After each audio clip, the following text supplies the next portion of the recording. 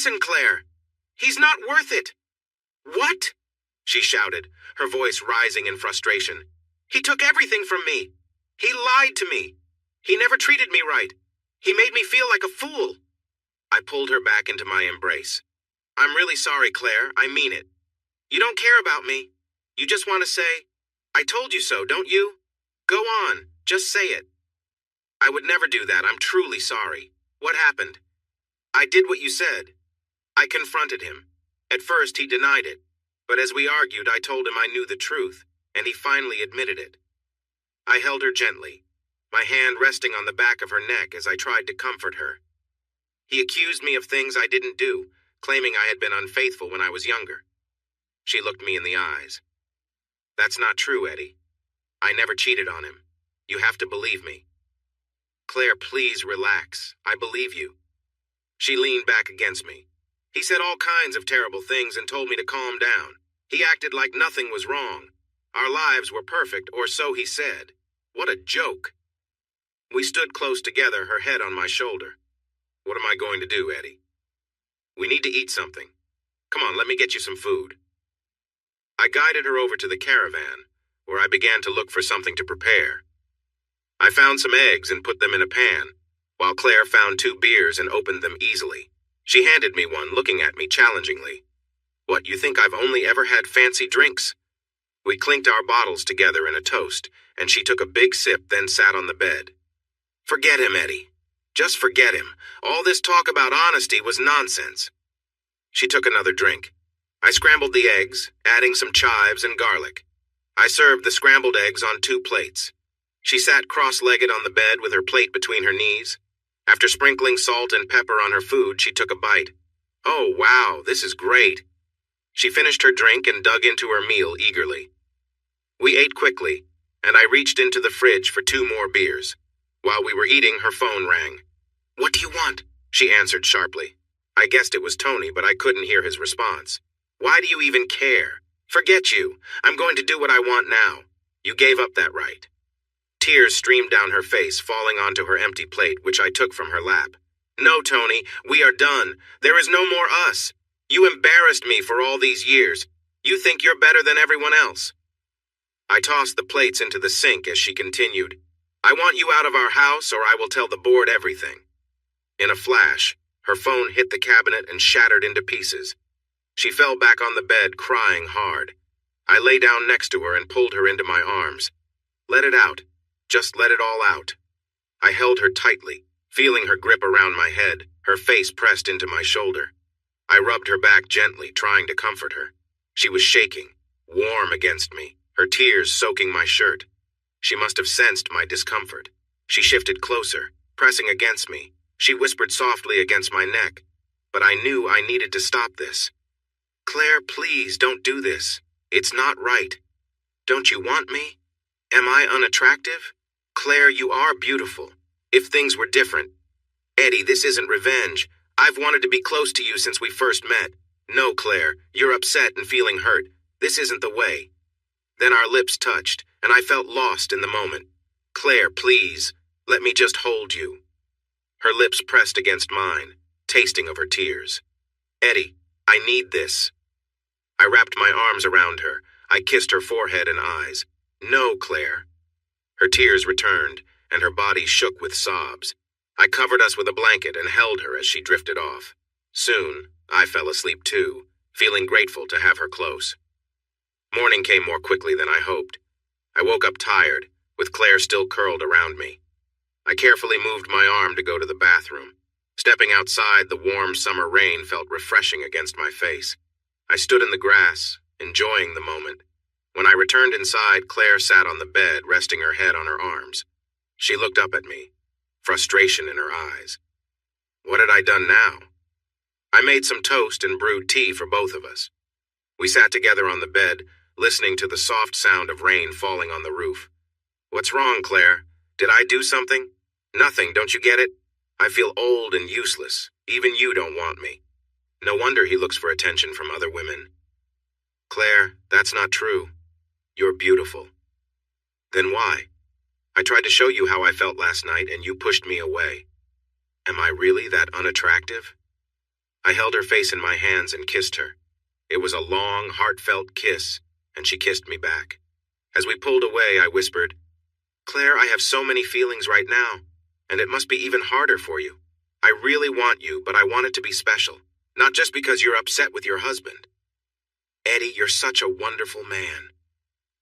After breakfast, we sat and watched the rain, feeling warm and a little refreshed. "So what will you do now?" "I need to go home and take care of the dogs. I bet he didn't do it. Then I need to call my lawyer. He thinks I'm joking, but I'm very serious." "Please don't act out of anger, Claire. Think it over for a few days. When things are clearer, then you can decide." "You think I should forgive him, don't you?" I shook my head quickly and said, "No way, but you have a long history together. Some of those years must have been happy." She sighed and nodded slowly. "They were. We started with nothing. It was only my modeling money that helped us. We had good times, which makes this so painful. He ruined those happy memories for a moment with someone else." I showed her where the shower was, just a simple camp shower attached to the caravan. With the rain, the water was cold, barely warm enough. When she came back inside, she took off her towel. I gasped as she stood there. "What are you looking at?" "Oh, sorry, I didn't mean to stare. Claire, you're such a stunning woman." She walked closer to me. "Thank you, Eddie. At least you're kind." She got dressed, and with a final kiss, she left quickly. I stood there wishing I had taken my chance. I wanted to. Going to work was hard. It was a long, tiring day. No matter what I did, I couldn't stop thinking about Claire. She was incredible. I couldn't believe Tony would cheat on someone like her. It made me think of that night Rose was with him, not a memory I wanted to revisit. I tried to call Claire several times to check on her. Then I remembered her phone was in many pieces on the floor of the caravan. I heard nothing for 2 days. She didn't call or send any messages. I was beginning to worry. On Friday evening, I got home and saw Claire's car parked by the caravan. As I got out of my car, her dogs rushed over, barking excitedly around my feet. I grabbed my bags of groceries from the trunk of my old Corolla and went to the door. I peeked inside and she was busy cooking. The smell was wonderful. My mouth watered. "Something smells great." She nodded. "I hope so, but this little stove isn't working well." "Yeah, I don't use it much. Sorry, I should have mentioned that." "Don't worry, you didn't know." I put my groceries away in the small pantry. It was packed to the brim. Claire must have already filled it up. We ate outside in the lovely evening air. "Are you going to tell me what happened?" I asked. She nodded. "Of course. Tony and I had another fight, and this one was worse than the last. I told him he needed to leave. If he didn't, I would go public with my claims. I told him I would not only share my experience, but also go to the board." "What did he say?" "After a lot of arguing, he asked if he could have 2 days over the weekend to move out." "He is really moving?" "Yes, I promised to stay away for those 2 days while he packs." "That sounds pretty final." She nodded. "Yes, it is over. I couldn't live with him after all this. He is a dishonest and sneaky person. The food was amazing, and the wine was tasty." "Where will you stay?" I asked. Looking at me, her fork swirling her food around her plate, she whispered, "Here, if that's all right." "Here," I exclaimed. "Don't you want me to?" "Sorry, I didn't mean it to sound that way. You are welcome to stay, but it's a bit cramped with no proper toilet or shower." "Eddie, it has one thing I need right now." Nervously, I asked, "What is that?" "You. I need someone who will support me and not take advantage of me. There are plenty of those who would, but you have shown that you care for me." I smiled, and we toasted each other. To lighten the mood, I suggested, "Come on, let's go for a walk." We gathered the dogs and walked towards the back. As we strolled, I felt her hand slip into mine. I looked at her, and she smiled warmly. I squeezed her hand gently and held on as we walked along the path, the dogs barking happily. When we returned, she asked, "Do you think there will be enough water for a shower?" I nodded. "Probably, but only enough for one. You go ahead." She looked surprised. "No, you've been working all day. You go first." She went inside, and I quickly took off my clothes and stepped into the shower, pulling the curtain around me. As I pulled the cord, water spilled out, and I quickly washed up, hoping there might be enough left for a second rinse. The shampoo stung my eyes and I shut them tight, rubbing to clear my vision. Just then, I felt a cool breeze. Before I could react, someone stepped in close to me. When I opened my eyes, there was Claire, right next to me, her face smiling as she reached out to help. She placed her hands gently on my shoulders, and her fingers worked through my hair, massaging the shampoo into my scalp with care. Her touch was warm, and I felt a bit unsteady from the unexpected help. Claire poured some shampoo into her hands, spreading it over my shoulders and back. "Hope you don't mind. I thought we could save some water this way. Is that okay?" I nodded, momentarily speechless. She smiled, and I took a small amount of shampoo, running it gently through her hair. We worked together in comfortable silence, the water pouring down over us, rinsing the suds away as we cleaned up. We laughed as the water suddenly turned cold, jolting us out of the calm moment. Surprised, we both moved to get out of the stream at once, stumbling slightly in our hurry. Standing together on the grass, we looked at each other and burst into laughter, sharing the moment. I quickly grabbed a towel to dry her off. Kneeling at her feet, I wiped down her legs and admired her figure. As I finished, she pulled me up gently. With a mischievous smile, she took the towel from my hands and knelt in front of me, using the towel to dry my skin. While I was getting dried off, she leaned forward and gave me a gentle kiss, catching me by surprise. I had to steady myself. "Oh my gosh, Claire."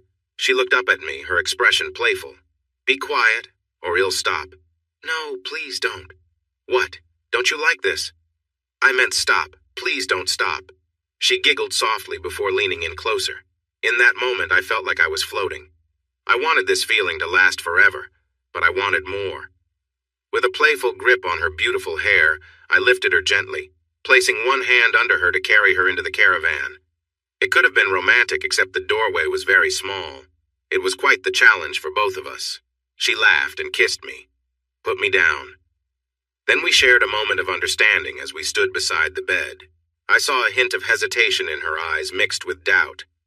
"Claire, we don't have to rush into anything. We can wait for another time." "Oh no, you're not getting away that easily. Eddie, this is a big step for me, but I want this just as much as you do." Our time together was filled with excitement and passion. It felt wonderful and comforting to be close to each other. The next morning, I woke up to the warmth of her affection. We shared a sweet moment together, lost in our own little world. Later, we cuddled and talked, enjoying each other's company while the caravan swayed gently around us. The next morning, Claire was gone, leaving me feeling both breathless and a bit tired. I knew I needed to focus and finish the house. Later that day, I heard a car pulling up. I walked outside, hoping to see Claire again, but as I got closer to the door, I noticed another door closing. Claire looked as stunning as always, tall and elegant, but along with her was Rose, who also looked captivating and intriguing. The moment had come. I stood up to greet them. "Hi, Claire." Rose seemed a little nervous, her body language showing she was uncertain. Claire walked right up to me, her yellow dress blowing gently in the warm breeze. When she reached me, she opened her arms and we hugged. "Hello, Eddie dear. Are you going to say hello to Rose?"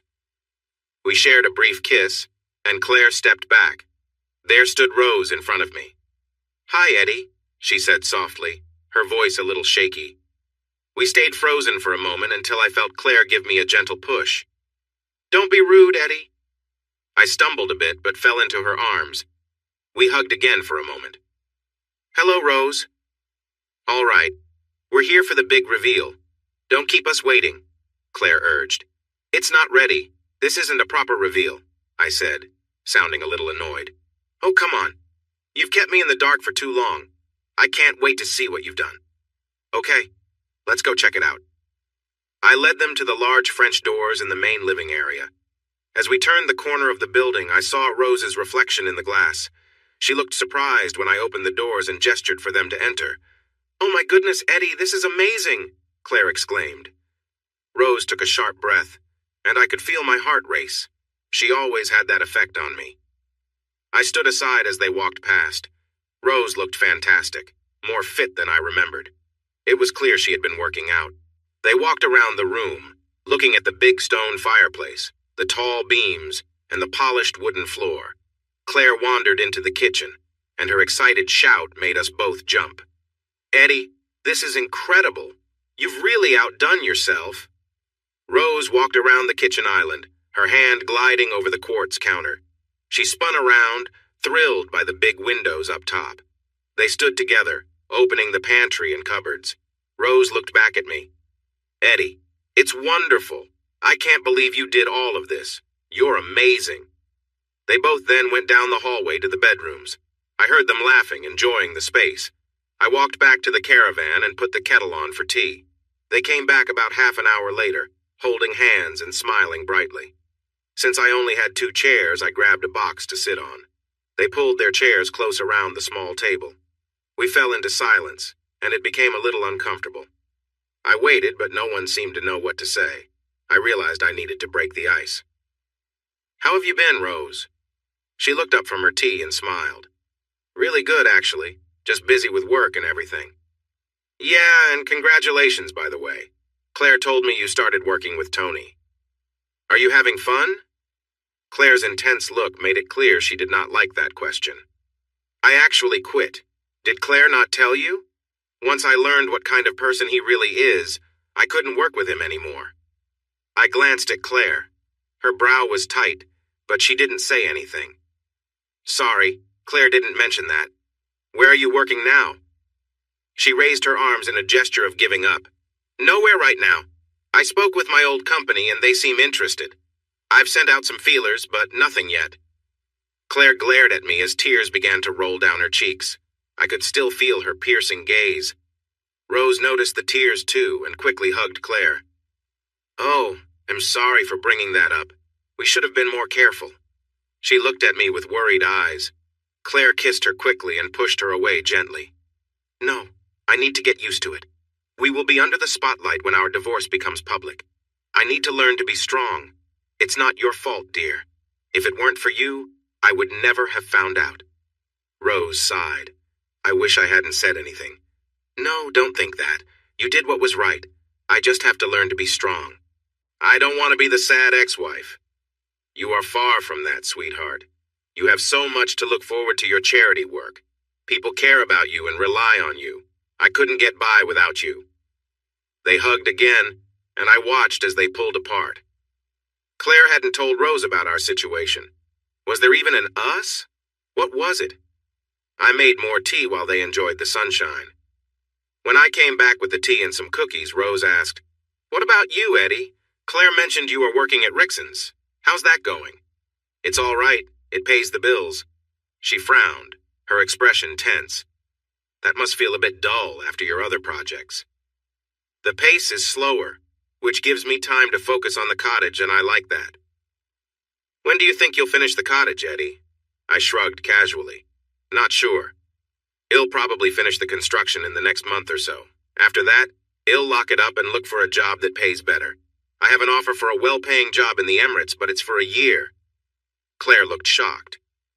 "What? Why not just increase your mortgage?" "No, I don't like the idea of being in debt and paying a lot back. I'm not in a rush. If it stays locked up for a year, that's fine. You could rent it out and let someone else help pay your mortgage." "Yeah, I thought about that, but I can't afford to buy all the appliances." Claire exclaimed, "I'll just give you the money. You shouldn't leave just because of money." "I'm not asking for charity, Claire. I can take care of myself." "I appreciate the offer, but that's not how I do things." She began to cry again. "I was just trying to help. I don't want you to leave." Rose looked at Claire, deep in thought. "Eddie, I could help you with the money. If you won't let Claire assist you, maybe I could lend you some cash." When I didn't answer, she let out a sigh. "Eddie, I really want to help. You may not think well of me, but I care about you. I would feel honored if you would let me help." I said no. "Thanks for the kind offer, Rose, but I mean it. Keep your money." "Eddie, it's not just mine. It belongs to both of us. The money I earned from investing our funds, half of that money is still yours. I took my fair share. If you made extra from your investments, good for you. Please take the money. With it, you could finish the house. You wouldn't have to travel so much." "Rose, I don't want your money." "Why does it bother you so much?" I scoffed. "Eddie, this place is beautiful, and I want to see it completed. Remember when Tony brought us here after Gordon's party? I was amazed. The old stonework was stunning. I felt bad knowing this was your vision, and I used to turn my back on it." Not everyone sees it like that. No, but you did. I was too focused on proving myself to even listen to you. I heard you and Gordon talk about your plans, but all I could think about was my investments back home. It's okay, dear, Claire said, as Rose started to cry again.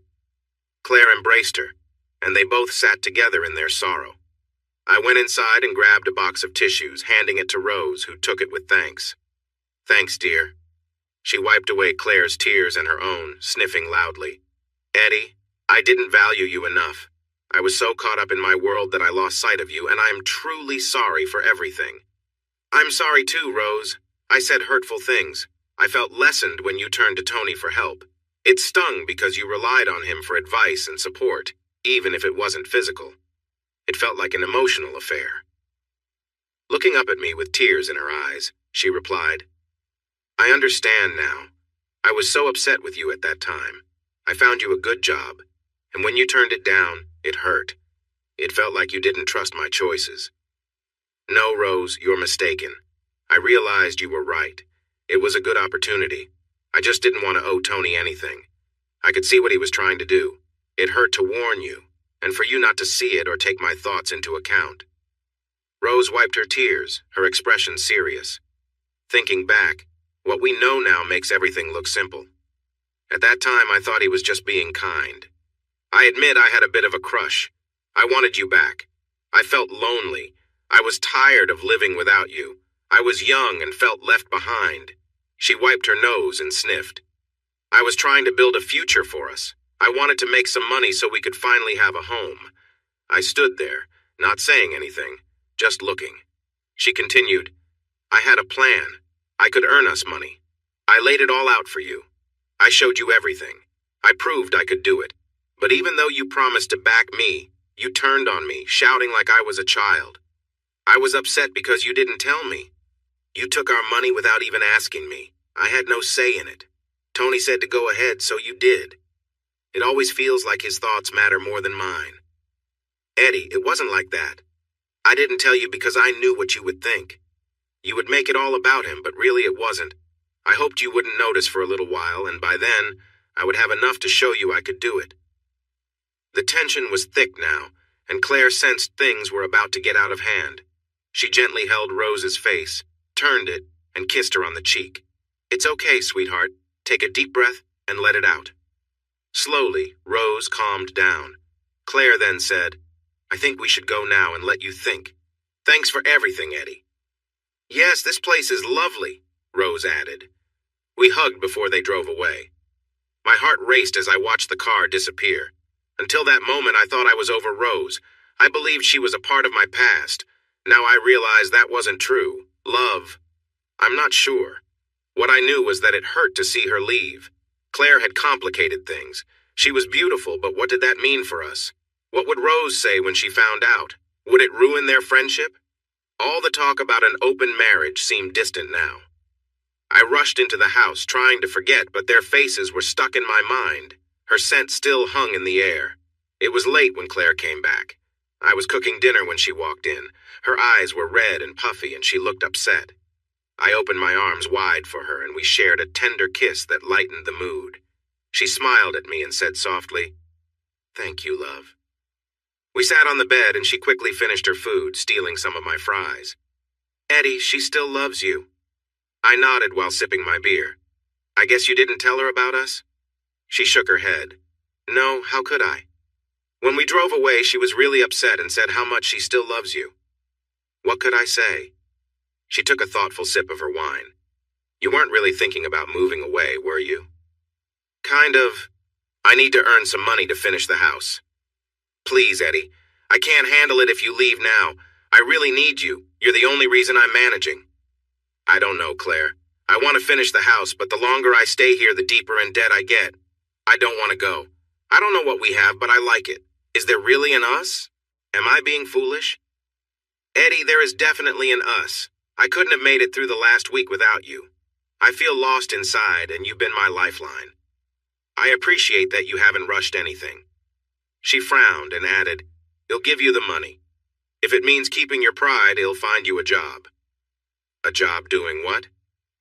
I don't know, anything to keep you here? She smiled playfully. How about being my partner? You could help me out. If that's what you want, I'm sure you could find someone better than me. Eddie, please stop saying that. I love that you're down to earth and not full of yourself, but you always sell yourself short. You're a wonderful man, and I'm very happy with you. She laughed at my blush. That evening, we shared a moment that felt special, and we were learning more about each other. Claire was full of life, adventurous and ready for new experiences. Every night felt like an exciting journey. But I could sense that something was troubling Claire. As we lay together, I felt her tension. Eddie, I want to tell Rose. I feel awful hiding this from her. She has been so kind and supportive. I want to be honest. Surprised, I asked, Wow, how do you think she'll react? I honestly don't know. We've talked, and I know she still has feelings for you and hopes to get back together. If that's true, she won't take it well. You might end up losing her friendship. So you want me to keep lying to her? No, absolutely not. You know I can't stand lies. I'm just worried about what will happen.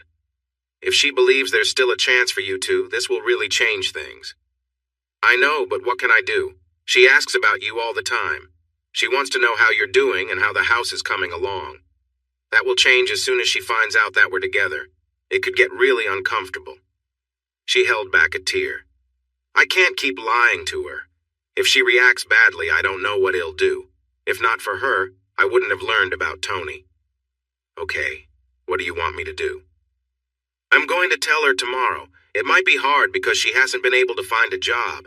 I'll take her to lunch and hope for the best. The next day, I went to work feeling thoughtful. Once Claire told Rose about everything, the chance for us to make up was gone. I spent the whole day checking my phone. Lunch came and went, but still no word. Should I call or text? Texting felt harsh. What if Rose got upset and left? Claire was already in a delicate spot, and losing her best friend would only make things worse. 3 o'clock passed, then 4. Finally, at 5, I was able to leave. I hurried home, hoping to see Claire's car by the caravan, but it wasn't there. I started making dinner. Should I cook for 1 or 2? I decided on 2. Time passed, and my phone stayed quiet. I started to worry. What if something was wrong? I couldn't stay in this uncertainty all night. I had to find out what was happening. I called her mobile. It rang for a while before a cheerful voice answered, Yes. Is that you, Rose? I asked, trying to make sense of it all. Yes, it is. What have you done to my friend? She replied, her voice playful. In the background, I heard Claire laughing. Give me the phone. The voice shifted again. Hello, darling. Are you okay? Claire asked, still giggling. Rose added in, Is that you? You troublemaker. Are you drunk? I asked, surprised. Sorry, yes, we may have had a drink when we got home. Are you at your place? Yes, we're having a good time. Why don't you come over? I was making dinner. I have yours ready too. You sweetheart. Wait, let me ask Rose. Shall we go over? Claire said. Yes, I'm so hungry, Rose shouted. Thanks, my dear, we're on our way. Both of you? Of course. I went back to the stove. How was I going to make enough food for 3? I added more potatoes and found extra chicken to cook. Sinking back on my bed, I thought, what just happened? Half an hour later, my peace shattered. I heard singing and dogs barking loudly. I filled their bowls with water and stepped outside.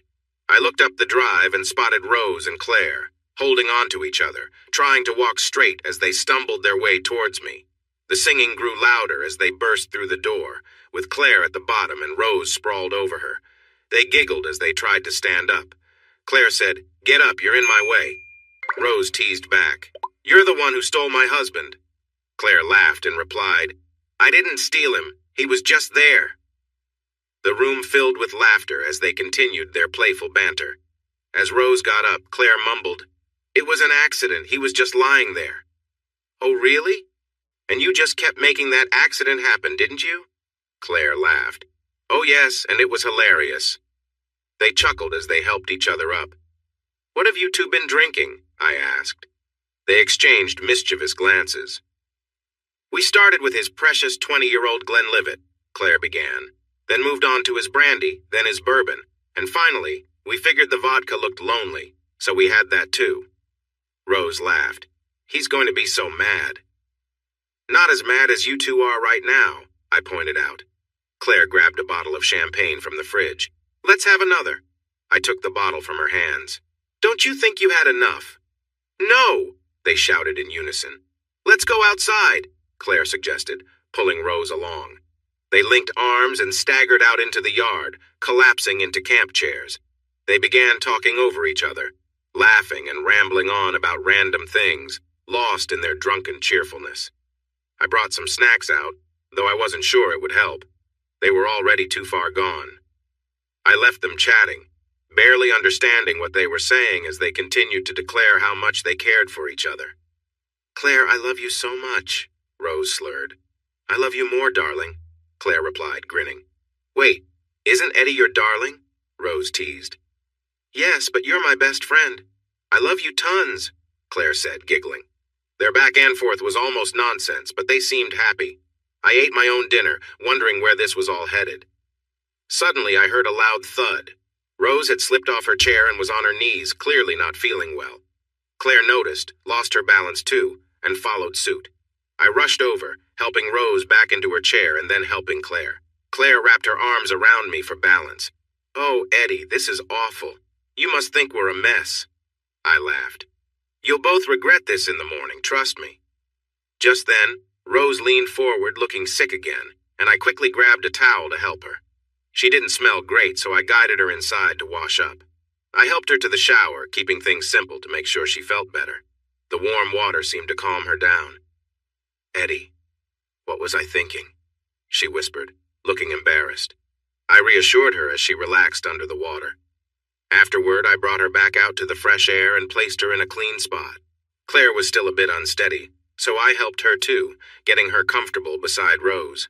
They leaned on each other, resting as I made sure they were both wrapped up warmly, ready to sleep off the night.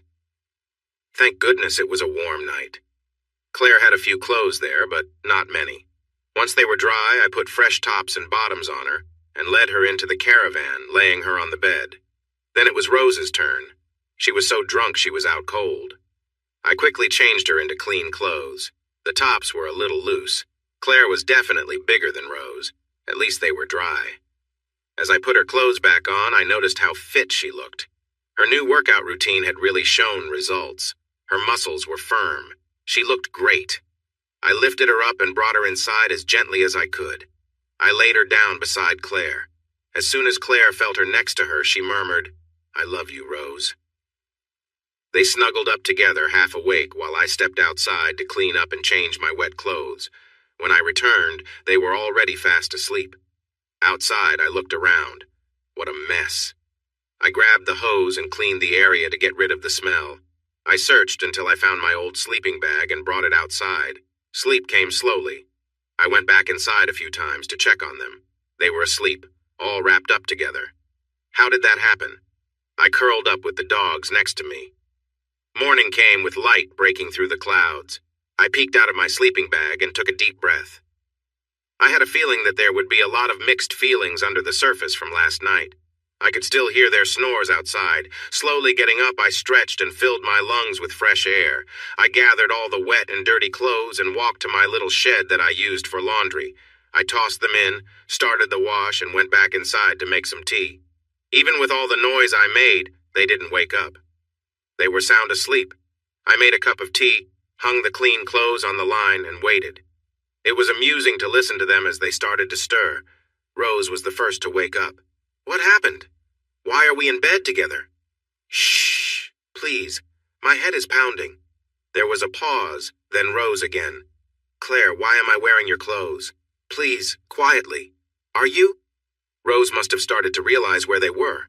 Oh no, why are we here? I can't remember anything. Stop, please. I really need tea. She called, Eddie, could you be a sweetheart and make us some tea? I poked my head in and laughed a little. Morning, you party animals. Rose looked at me, but I couldn't read her expression. Eddie, how did I get here, and why am I wearing Claire's clothes? First off, you made your way here. Well, staggered, really. After you both got sick and made a mess of your clothes, I had to help dress you. Oh, no, they both said together. I made some tea and took it outside. They followed me, Claire looking hurt, and Rose wrapped up in a blanket. "Where are my clothes?" I pointed to the clothesline, and she sighed. "Thanks, Eddie." We sipped our tea quietly, with the occasional "oh no" escaping as memories from the night before came back to mind. It took about 30 minutes before they were ready to eat. I kept it simple: toast and jam, with coffee for Rose since I knew she loved it. That started to clear the air a bit. Rose kept glancing at me, and I could see some sadness peeking through her brave front. Claire was the first to speak up. "Rose, will you be okay with Eddie and me together?" She nodded. "I'm surprised, but I'm glad you have someone to help you." Claire smiled and held Rose's hand gently. "Thank you. I know this is shocking, especially for me." Rose then looked at me. "So, what happens now? Are you going to tell people, or keep it a secret?" Claire answered, "I would prefer if nobody else knows until I finish things with Tony. I don't want to give him any reason to cause trouble." Rose agreed. "That makes sense. But is this forever, or just a short thing?" "Rose, it's too early to say. I didn't plan for this. It just happened," Claire replied softly. "That's understandable. I feel sad, happy, and confused, but mostly happy. I care about both of you." I realized this was her way of handling her feelings. Then she surprised me with another question. "Where are you going to live?" Claire turned to look at me quickly. "Oh, wow. We haven't even talked about living together." "Rose, we're still getting to know each other. I'm sorry if this is difficult to hear. But you are living together, right?" "Well, I'm just trying to give Tony some time. He's moving out, and once he is gone, he'll go back home. Then maybe we'll talk about living arrangements." Rose was persistent. "If you live together, it makes sense to be at your place because it's much bigger." Claire looked at me, and I raised my shoulders. Rose then asked, "What will you do with this place if that happens?" I didn't have an answer. She quickly said, "Would you sell it to me, or at least rent it?" "Rose, we're jumping ahead. Claire might not want to stay with me by then. Can we please take things one step at a time?" She thought about it. "But it's a possibility, right?" I shrugged again. "Yeah, I guess it could be, but it's not even finished yet. I might not be able to finish it." "I don't mind. You'll buy it like it is." I chuckled quietly. "You can't afford it." "How much do you want for it?" £400,000, I said without thinking. She frowned, did some quick math in her head, and replied, "Sold." The two of them changed in the caravan. I heard their laughter as they jostled for space. When they stepped out, Rose and I hugged, and she whispered, "Please take care of her. Don't hurt her. She can't handle being left again." I wouldn't do that. In a soft voice, she said, "You did it to me." As they got ready to leave, Claire came over and wrapped her arms around my neck, leaning in close. Our lips met in a kiss that felt electric. I felt her weight shift as she balanced against me. As we pulled away, I noticed Rose watching us, her eyes filled with tears and the saddest expression I had ever seen. I felt awful. I was doing the worst thing possible, kissing another woman in front of her. I kicked a stone hard as they walked away. "Ugh!" I grumbled to myself. "What's wrong with me?" Just a week earlier, I was thinking about making things right, and now I was reminding her of my mistake. The week went by, and I tried to call Rose.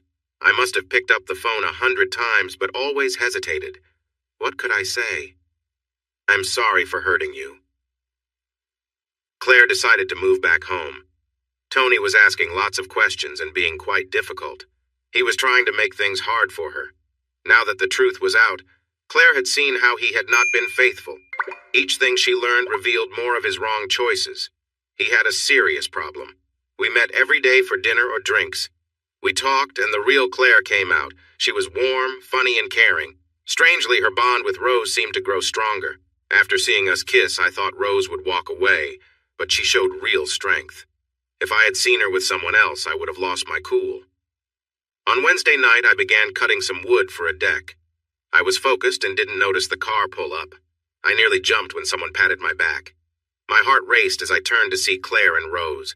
I switched off the saw and said, "Wow, Claire, you scared me. You can't sneak up on someone with a saw."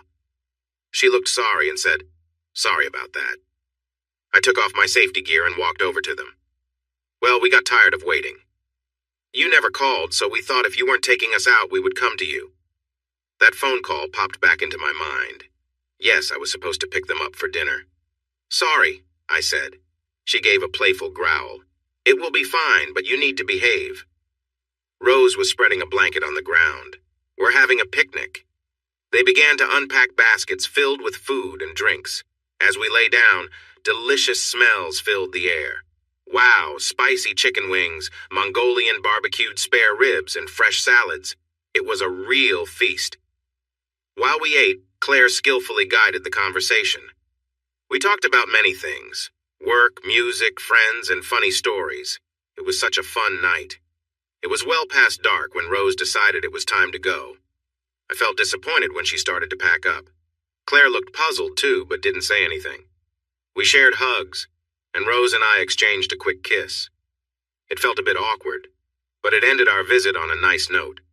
It was a freeing moment. It wasn't much, but it felt like another step towards something. I wondered if the changes in my life meant more than just keeping busy with the house. Was I secretly trying to win her over? I couldn't find the answer.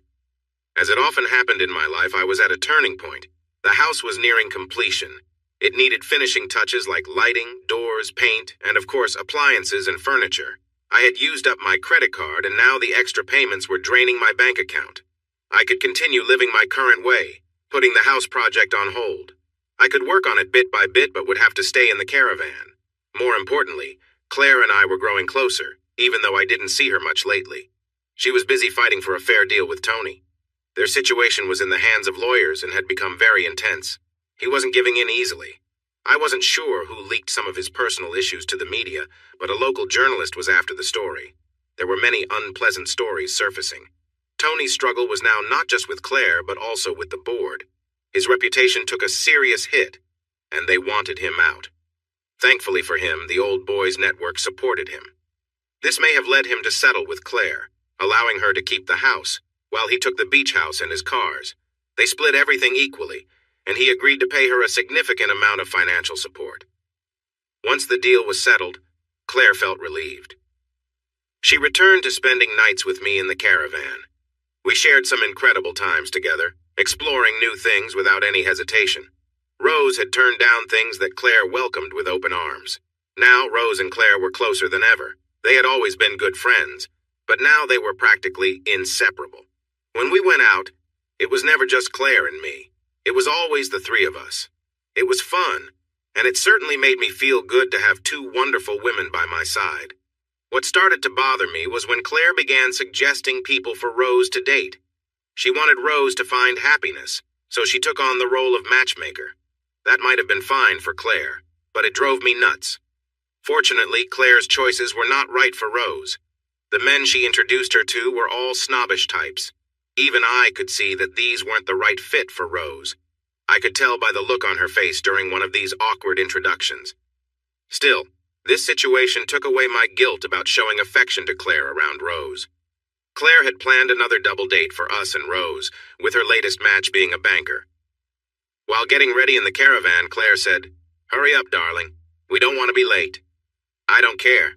I don't even want to go," I replied. "Oh, don't be like that, my love. I just want to help Rose. She's feeling lonely." "But it's not our responsibility. We aren't her caretakers." "No, but we are her friends. Don't you want to support her?" "Claire, she is my ex-wife. It doesn't feel right to go on dates with her. It's uncomfortable." Now, my love. Rose doesn't mind. I feel bad that she wanted to try again with you. I know I shouldn't have interfered." "Claire, it wasn't going to happen. I wasn't planning on getting back together with her. She doesn't know that. Surely you can see her sadness when we're out together. I feel like I can't even kiss you around her because of how it affects her." "I understand that. That's why I think Rose should handle her own life. But she hates going out alone." "Then maybe you should go out without me. Let me stay home." "No, if this is a way to make things right, we both need to be there for her." We picked up Rose on the way, and as usual, she looked fantastic. She had been spending her free time at the gym, and was in great shape. We arrived at the restaurant just after her date, Matt. We met him at the bar where he ordered drinks. I noticed Rose's expression change when he started speaking. His accent was posh and not her style. I tried to spark a conversation, mostly because Claire nudged me in the ribs. Claire says you're a banker, Matt. Yes. I'm here to close a deal. What about you? Oh, me? I'm just an engineer. Nothing special. Oh, stop it, Edwin. Matthew. He's a project manager, right, dear? I shrugged. I guess it doesn't really matter. I turned to Rose and asked, how's the job search going? Good. I think I'm making progress. I spoke to my old boss and she wants to bring me back. I'll get my old job again. I chuckled, trying not to sound skeptical. Back to where you started. Claire chimed in. Yes, but now she has much more experience. I'm sure they will offer you a better deal, right? Matt, how long are you staying in town? I interrupted. Another week or so. How do you like the old place? He scrunched his face. I suppose it's okay. It's not like London, though. There's so much more to do there. Good restaurants, he said, sounding unimpressed as he looked around. This was one of the nicer places in town. The table fell silent for a moment. What do you do in your spare time? Hobbies and things? The usual stuff. Golf, squash, polo when I can. Things are a bit busy right now. Polo sounds fancy. I enjoy sailing when I get the chance. I have my own boat. Really? A boat?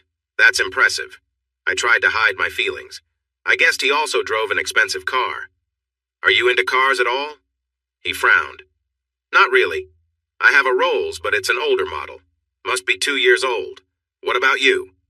Oh, my old car. I drive a Corolla that's nearly 20 years old. I noticed Claire wince and Rose laugh. Matt looked around, not really understanding. We moved to our table and ordered our meals. Matt ordered more drinks for everyone. He took a long time to choose a nice bottle of wine for dinner. I could guess what he was thinking. Eventually, he picked the most expensive one. Claire kept the conversation going, guiding us and making sure there weren't any awkward pauses. However, Matt seemed a bit lost when Rose and I started talking about work. That led to her favorite topic, the house. Eddie, when are you going to prepare the papers for the house sale? Trying to sound serious, I replied. When Claire makes an honest man out of me. Claire shot me a look and I continued, until then I still need a place to park my home. Matt looked shocked. Goodness, do you live in a caravan? Claire replied sharply, oh, for goodness sake, Edwin. Then she turned to Matt. He's joking with you. He's actually building his own house, renovating a cottage to be exact. Claire gave me an amused glance and I saw her smile slightly. Oh, forget it, she said. I'm sorry, Matthew, but Eddie is a free spirit. He really does live in a caravan. We just didn't want to make Rose uncomfortable.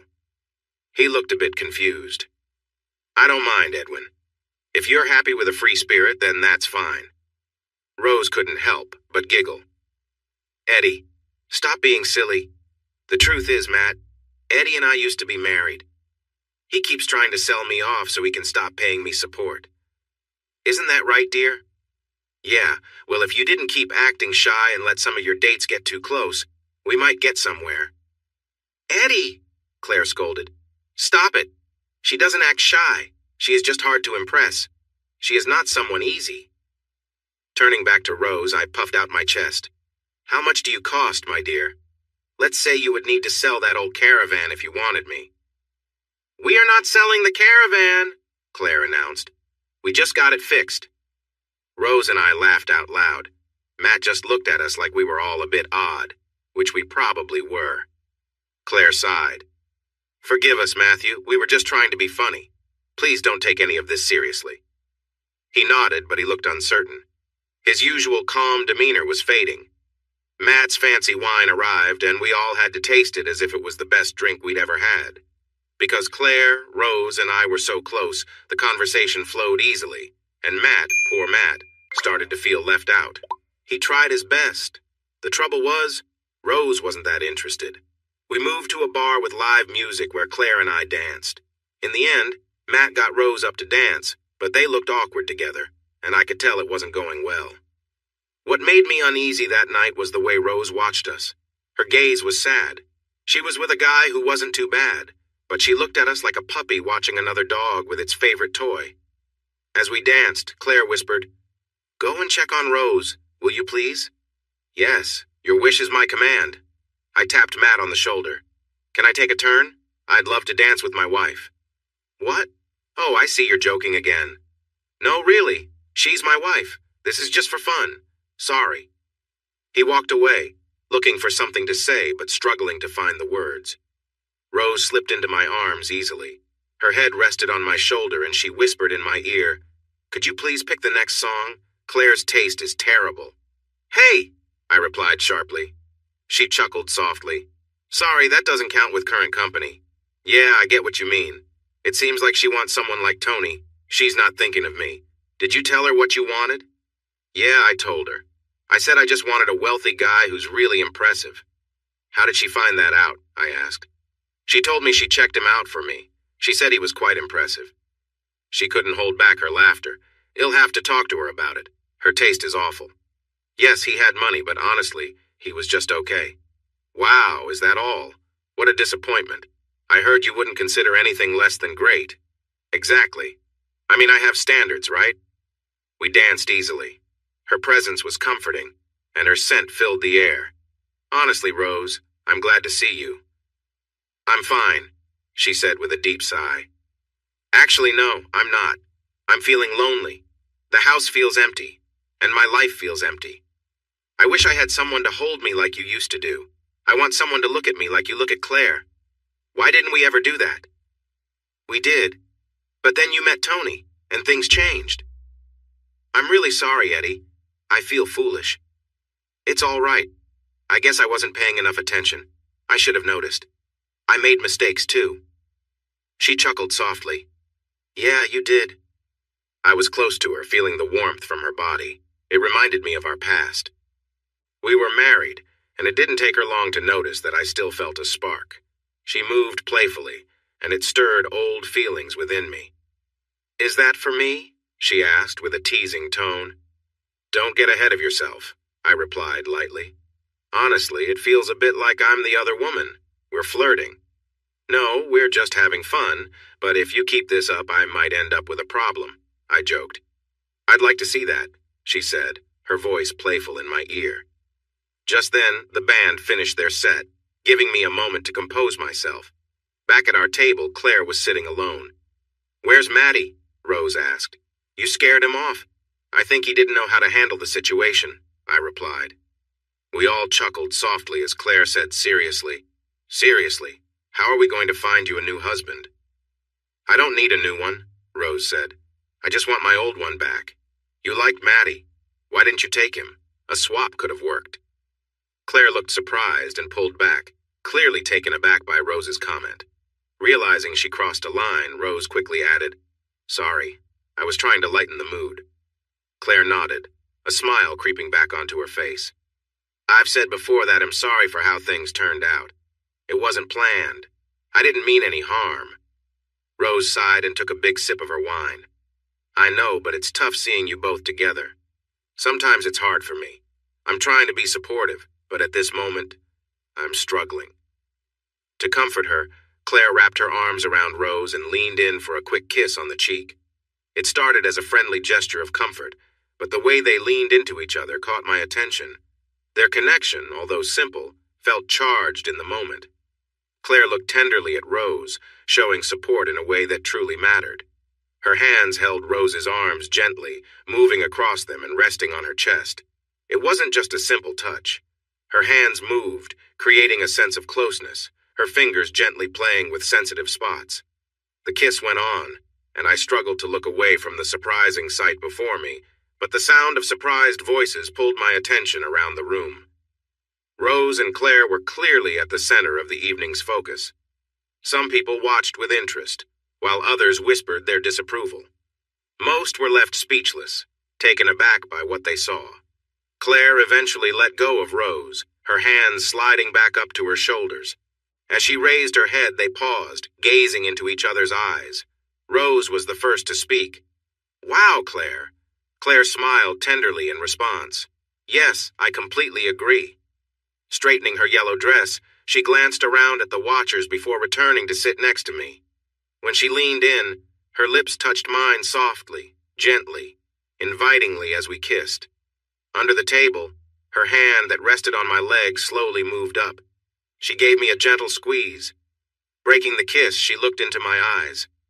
Wow, is that for me or Rose? Feeling brave, I said, both. She smiled mischievously. Do you think you could handle that? The evening had reached a turning point. It could be an unforgettable night or an awkward one. We finished our drinks. Claire whispered, "It would be a shame to waste them." Standing up, she grabbed the bottle and said loudly, "Well, are you two coming?" We stepped outside, Claire on one side and Rose on the other. The cool night air felt refreshing, pulling us out of our dreamy state. I led us back to my car, with Claire in the front and Rose in the back. "Okay, where to?" I asked. Rose said quietly, "Drop me off at home, please."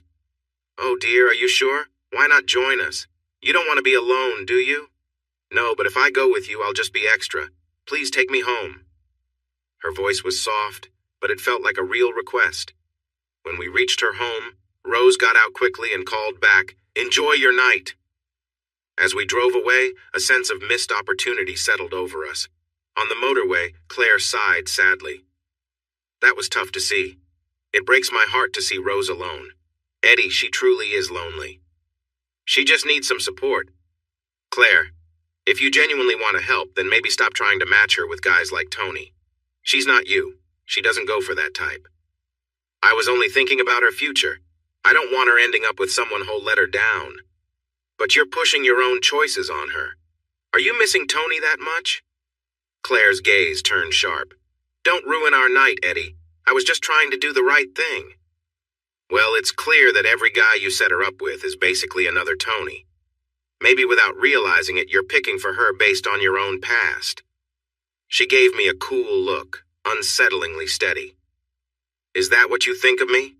That I'm still hung up on him? That I can't move forward? Is that really how you see me? I don't know, Claire. But I do know she hasn't liked a single one you've chosen. She leaned back, arms crossed. Fine then. You pick her next date. Not a chance. Honestly, I think we should let her choose for herself. If you're that worried, you could suggest she try a dating agency. Absolutely not. Eddie, she deserves better than that. I understand now I need to stop making choices for her. You'll talk to her and see what she wants. She slid her hand over mine as I shifted gears. Eddie, I'm sorry if it seemed like I was trying to relive my past. I just want you to know that I care deeply for you. A lump formed in my throat, making it hard to speak. This was the first time she had really said she cared like that, outside of casual moments. I felt the need to respond in kind. I care about you too, Claire. You mean a lot to me. Her hand gripped mine tightly. I've wanted to say this for a long time, but was worried you might not feel the same. I know there's a bit of an age gap. That doesn't matter to me. I only see someone I admire deeply, someone incredible. I don't know what you see in me, but am grateful to be with you. She smiled softly. So you're saying you want to be with me? Yes, absolutely. She gently rested her hand on my leg, sharing a warm smile. You're sweet. I'm glad we had this talk. That night, we curled up close in the caravan, feeling connected in a way that brought us closer. It was a peaceful and tender evening, full of shared warmth and understanding. She kissed me softly, her warmth welcoming and sincere. As I worked on the deck, I was focused and determined. The day was gray and gloomy, but I had a task to finish. Claire had gone back to her place, and I started my work. Around lunchtime, Rose and Claire appeared together, walking closely, as they often did these days. They seemed very connected. Hey, ladies, I greeted them. Hello, dear. Rose and I brought you some lunch. We knew you wouldn't take a break otherwise. We looked at the large area of wood that now made up the deck. What do you think? I asked as Rose handed me a pie and a sandwich. I found some sawhorses for them to sit on. I took a bite of my steak and mushroom pie, my favorite. Rose smiled. She understood my taste. Claire responded, Darling, it looks lovely. Just imagine having friends over on a sunny summer day. Rose added, It's perfect. It matches the house and the size is just right.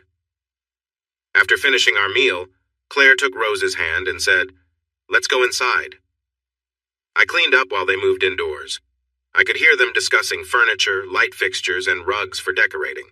Rose was snapping pictures with her phone. Once I tidied up, I was closing the storage shed when Claire and Rose appeared behind me. "Eddie, we need to chat about decorating," Claire said. "I don't think so," I replied, feeling frustrated. "I've already told you that I can't afford it. I don't even have enough money to finish building. It will just have to wait." Rose urged, "Aren't you tired of living in the caravan? The house is so close. You could be living in here soon." Looking between them, I responded firmly, "The caravan is fine. It works for now." "Eddie, we just want to help you. Let me lend you some money." I felt irritated. "No way. I take pride in this. I'm not looking for charity. I started this by myself and I'll finish it that way." I noticed Rose flinch and turn away, but Claire pressed on. "Darling, if we're going to be a couple, you need to learn to accept my help." Rose interjected, "Claire, I think we should drop it. Eddie is right. This was always his project, and none of us fully understood his vision." She turned to me. "I'm sorry, Eddie. I wish I could have seen it like you did back when you first showed it to me." As the weeks went by, small tensions began to grow between Claire and me. She became frustrated that I didn't want any financial help. She also encouraged me to move into her place. "Why should we stay in the caravan when we have this amazing house so close? It just doesn't make sense, my love." We were sitting comfortably in her home, pondering our next steps. After finishing a lovely meal, we were relaxing on a comfortable couch. "It's all I can manage. I want to finish the work, and staying in the caravan lets me put in longer hours." "That's nonsense," she replied sharply. "It's just a 5-minute walk. We can shower and sleep in a real bed without having to climb over each other to get out." She was right, but this big house reminded me too much of Tony, and I didn't like being here. "I understand, Claire, but I feel out of place. I half expect Tony to come bursting in any moment." She frowned at me. "Are you saying you won't move in here?" "Not right now. Maybe later. But for now, the answer is no." "Do you expect me to move in with you?" "I'm not sure. This has all happened so fast. I love you, Claire, but sometimes I wonder if I'm just a way to get back at someone." "That's really hurtful. I've told you I love you. I want to live with you, but it doesn't make sense to leave this house empty while we stay in a caravan." "You could sell it." She looked at me, shocked. "Eddie, this house is mine. I found it. I negotiated for it and paid for it. This is the one good thing that came from my tough marriage. I love this house." Things were building up, not in a big way, but slowly. When she saw an email on my laptop about a job in Abu Dhabi, she got very upset. I had been working on the house, putting in new lights in the bathroom. I was on a ladder, pulling some wires from the ceiling and didn't notice her come in. "Eddie." She scared me so much I nearly lost my balance. "Claire, please don't sneak up on me like that. What is this email about a job in Abu Dhabi?" I felt a bit guilty for not mentioning it earlier. I did bring it up before. They reached out to me again last week, and they are offering great terms. This would help me finish the house and get a new car. "When were you going to tell me? On the way to the airport, right?" "No, I was waiting for the right moment, but it never seemed to come." "What do you mean?" she scoffed. "I mean, we seem to be arguing a lot lately." She stormed off, upset. I finished connecting the lights before going back to the caravan. Claire was gone. "Great," I muttered to myself. I had just rehearsed the perfect thing to say to her. I was getting hungry, so I started preparing dinner. I made enough for 2, just in case she came back. I was really hungry, and if she didn't show up, I would eat it all. She did come back, but she looked like she had been crying. She walked in just as I was putting food on the plates. She came up behind me and wrapped her arms around my waist. Her warm breath brushed against my neck, making me shiver. "I'm sorry, my dear. I shouldn't have been angry." She always knew how to make me feel special. I turned to look into her eyes. "I'm sorry, too. I didn't mean to keep things from you, and I shouldn't have complained about the arguments. It's my fault as well." We moved to the dining table and sat down for dinner. We ate quietly, enjoying the tasty food. "Eddie, can we talk seriously about the future?" I nodded. I wasn't sure I wanted to have this conversation, but it felt necessary. "Yeah, of course. Let's talk." I don't know where to start. I've always seen myself as a strong and independent woman. Tony changed that. He hurt me deeply. He lied and betrayed me. Now I feel lost and alone. You are the only one who brings me comfort. I don't want to lose you. You wouldn't lose me. You'll be away for just 12 months. Her expression changed. 12 months? Oh no. I don't know how I could manage without you for that long. Claire, when I first met you, I was amazed. You are so beautiful and strong. That first night, I was filled with admiration. You don't need me to feel whole. I do, Eddie. What would I do without you? You would continue with everything you do now. Help your charities, have lunch with friends, throw wonderful parties. Since meeting me, you've stopped doing those things. That's because I didn't want to make you uncomfortable. The truth is, it's Tony who made me stop having parties, not you. What does he have to do with it? Most of our friends have taken sides. Even my friends think it would have been best for me to just move on. That surprised me. They expected you to just accept his dishonesty? She nodded. Yes, in that world, wives are often expected to accept certain things. No one should ever have to accept that. Well, if we set that aside and I accept that you are leaving, what happens when you come back? I looked down at the floor, feeling unsure. I don't know. What do you want to happen? I want us to be a real couple, to live together, to have friends, to throw parties. I want you to help me with my charity work and stand by my side as my partner. Claire, I would happily do all of that except for where we would live. I know you love your home and it suits you well. The problem is, Tony's memory is everywhere in that house for me. I want to create new memories in a place that feels like ours, not his. That's not fair. He hurt me, not you. Why does it matter to you? He was after someone else from the start. At that first gathering, he went after her. It was like he was on a mission, finding a way to push me out of my own life. That first party marked the start of problems in my marriage. Why can't we find a middle ground? Redecorate and remove reminders of him. I want to do that anyway. I agreed. I think you should maybe get rid of his things in a big way. No, that's too easy. I plan to sell them for charity. He never liked that idea. He didn't believe in giving to those who wouldn't help themselves. She got up and poured us some fresh drinks. Eddie, I don't want you to go. Please let me help you financially. We need to share if we're going to be partners. I'm not taking your money, Claire. I have my pride. But it's just money. It doesn't mean much to me. It means a lot to me. I like who I am and what I've done. If I take your offer, it would bother me, and it might hurt our relationship. You would lose respect for me. She didn't seem to understand my concerns. Rose arrived a while later and we sat around chatting. Claire had already mentioned my job opportunity to her. Eddie, don't be foolish. Don't leave. Oh, come on, Rose. I'm not leaving to escape. I want to grow my career. This could be a great chance. What about Claire? Should she just wait here for you? No, not at all. I'll come back to visit. Babe, you could come see me too. We could make it like a trip. I noticed Rose flinch at me calling Claire babe. Claire was firm. I've been there. I don't want to go back. It's a bad place. Women are not treated well. I can visit home now and then. I could be back every couple of months. And I'm supposed to just wait? Like some servant? Come on, give me a break. I haven't even signed anything yet. I just want to explore my options. An awkward silence followed. Rose tried to change the topic. What about your house?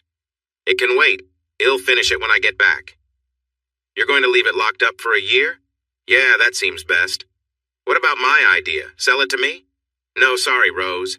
That place means a lot to me. I won't think about selling until I'm done. Okay, then how about renting it to me?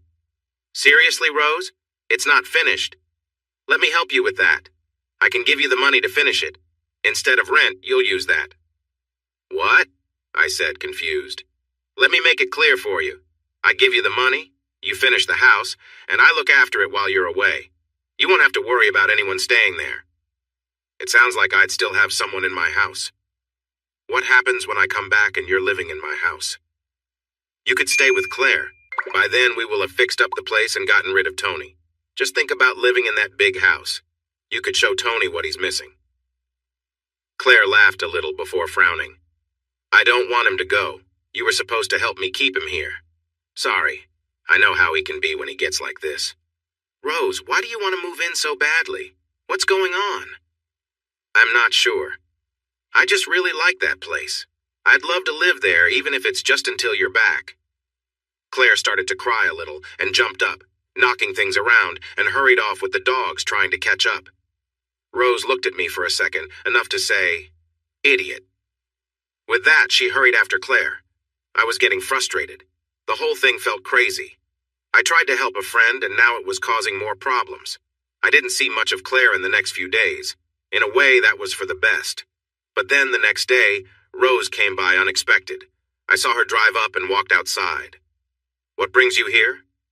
"I hoped we could talk." "Okay. Maybe we can take a walk?" I pointed up the hill and we walked side by side. "Eddie, do you have feelings for Claire?" "That's not really your concern." "She's my friend and I care about her too. Maybe you don't see how much she cares for you. She has strong feelings." "I have feelings too, you know." "If that's true, why are you thinking about leaving? If you do, it will hurt her." "I'm tired of talking about this. I need a job to finish the house." "That's not true. I offered to help you with money, and so did Claire. You don't have to leave." "I see things differently. I want to make my own way in the world." "Eddie, you need to realize that if you see a future with Claire, she will always have more money than you. You need to put aside your pride and accept help if you're together." I shook my head and bit my lip to hold back my response. "Eddie, if Claire needed help, would you give it to her?" "Yes, of course." "Then what's the difference? Why can't we help you?" "Because I'm the man. That's my job." She stopped suddenly in front of me and we bumped into each other. She swayed a little and I had to steady her. "Sorry," she said quietly. We stood there looking at each other. I could see her feelings in her eyes. She blinked and moved closer, putting her arms around me gently. As she moved closer in slow motion, her eyes closed, leaning forward until our faces were just inches apart. I felt her rest against me, and though I hadn't intended this, I found myself tilting my head, and soon, our lips met in a gentle, unexpected kiss. Her arms wrapped around me, and I returned the embrace. The warmth and familiarity between us surged, and for a moment, it felt like we'd known each other this way forever. But then she hesitated, pressing her hands against my chest to create space. "Eddie, we shouldn't do this." "I can't," she whispered. I paused, feeling a mix of confusion and regret. "You kissed me, Rose." She looked down, breaking our eye contact. "I know, but it's not right. Claire is my friend, and you just told me how you feel about her." "Yeah, it's complicated. I'm sorry. I care about you both," I admitted. As we walked back to the house in silence, Rose spoke again, sounding uncertain. "Please, Eddie, don't leave Claire. She's already gone through so much. I don't want her to face another heartbreak." "So what am I supposed to do?" "Let me help you finish the house," she offered. "Claire doesn't have to know it's from me. Tell her you found a way or something." I shook my head. She saw I'd made up my mind, and when we reached the house, she left without another word. That night, lying in bed, I tried to clear my mind. The wind outside rocked the van gently as I drifted to sleep. At some point, I woke up to the faint taste of brandy. I opened my eyes to see Claire looking at me with a soft expression, her long hair framing her face. She leaned in close, her hand resting on mine. "Eddie," she whispered, "I'm sorry for being so complicated." I felt her warmth as she settled beside me, and we stayed like that, close and quiet, letting the night bring a sense of calm and understanding between us. I could only hold on tightly. My hands gripped her shoulders as she moved around. She seemed to enjoy the moment, and I could feel her warmth. She slid closer, and a gentle shiver ran through her. Every movement made my heart race more. It felt like I was on the edge of something great. I wanted to pull her closer, to be even more connected. She just smiled and kept teasing, moving slowly back and forth. It was a mix of excitement and playfulness, and I was caught in the moment. If she had asked me for anything at that moment, I would have given it all. If she wanted my home, I would have offered it. I just wanted to be close to her. I wanted to say please, but I found it hard to get the words out. Her smile was captivating, and her laughter filled the air. As the moment grew more intense, she moved faster, her energy rising. I felt the electric connection between us. Then, in a swift move, she was closer than ever, and it felt incredible. We were intertwined, sharing something special. It was a feeling like no other. As we both experienced a wave of emotions, I felt overwhelmed by the moment. She encouraged me to be part of it entirely. Though she moved at her own pace, I could sense we were nearing a peak together. Finally, she let out a joyful sound that echoed in the night. It was like a release, a shared moment of bliss. I felt warmth and joy, and it was almost beyond what I had felt before. Afterward, we lay next to each other, catching our breath. Her eyes were filled with tears, and she said, "Eddie, I love you so much, but I want you to follow your dreams.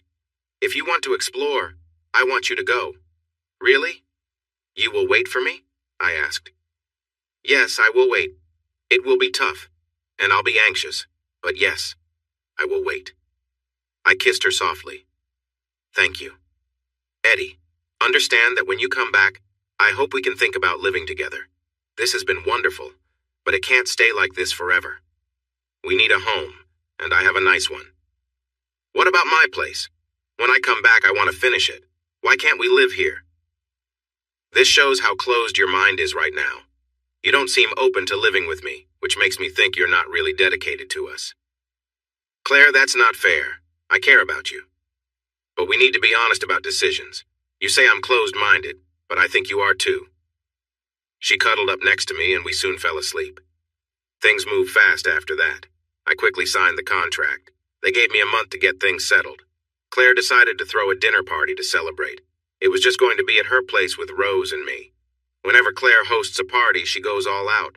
She hired a caterer and it was going to be a formal event. I was told to wear a suit and tie. Living in the caravan, I didn't have much storage space. My suit was buried in some boxes at the back of the shed. It took me forever to find it, and it was wrinkled and smelled bad. Washing it wouldn't help, so I took it to the dry cleaners. I had a lot to do, and by the time I picked it up, I was already late. Back at the caravan, I changed quickly. It looked silly, but it was all I had. No time for a backup plan.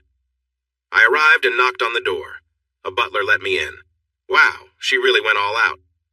Claire and Rose were in the lounge, chatting softly with glasses in hand. I took a moment to admire them. Claire was tall and elegant in a red gown that fit her perfectly. It shimmered in the light, and her long hair was styled beautifully. Her eyes sparkled with silver and blue makeup that highlighted their shape. Rose was strong and athletic, shorter than Claire but equally stunning. Her figure was curvy, and her auburn hair shone brightly.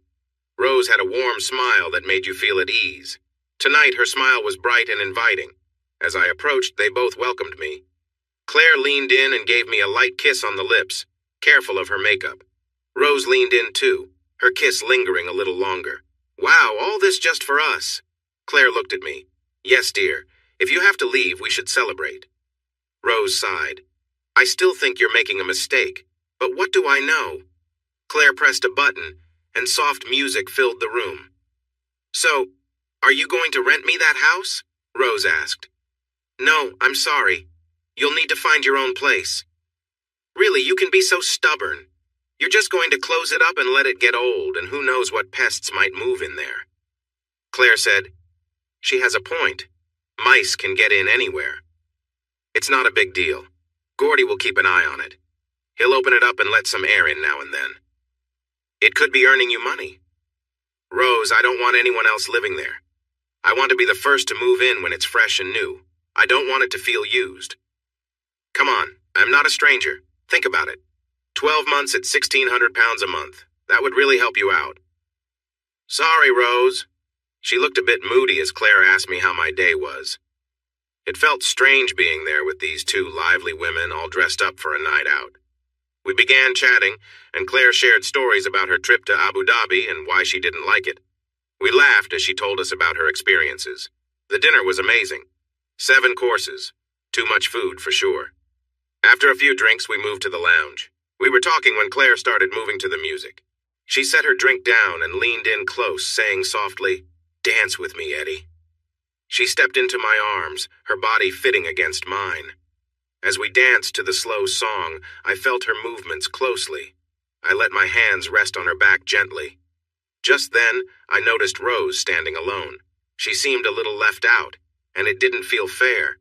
Claire and I were having fun, but I saw the longing on Rose's face. She looked a bit sad, her cheeks flushed and eyes shiny. I lifted Claire so our eyes met. My love, we have a guest who needs us. She looked over at Rose and frowned. Oh, I'm so thoughtless. Yes, let's go. We walked over to Rose and Claire took my hand as we approached. She whispered, Darling, dance with Rose while I check on the kitchen. Claire gently nudged me into Rose's arms, and with that, we fell together. Rose set her drink down and melted into my embrace. It felt right, like we had a shared past. We danced for a bit, but soon we were swaying quietly to the music, her warmth pressed against me. As we swayed to the music, Rose rested her head on my shoulder, her arms around my neck. Her gentle movements matched mine as we glided together. I kept my hands on her back, holding her close, enjoying the quiet simplicity of the moment. Then, I caught a glimpse of Claire watching us from across the room. I couldn't tell if she was upset or amused, so I leaned down to Rose's ear and softly said, Maybe we should take a break. Rose looked up, catching sight of Claire as well. Oh, I didn't mean to make things awkward, she murmured. We walked back over to Claire, who greeted us with a warm smile. You two looked great out there, she said, giving Rose a friendly kiss on the cheek. You're a beautiful dancer. Rose laughed, slightly embarrassed. Thanks, Claire. You looked amazing, too. Claire leaned in closer, her smile playful. It's not fair, though, is it? She said, a mischievous glint in her eyes. Rose and I looked at each other, puzzled. What do you mean? Rose asked. Well, Eddie seems to be having all the fun, Claire replied with a chuckle. I'll admit I felt a bit left out watching you two. Rose's eyes widened. Oh, I didn't mean to make you feel that way, Claire. Claire waved a hand, laughing. Oh, it's nothing like that, love.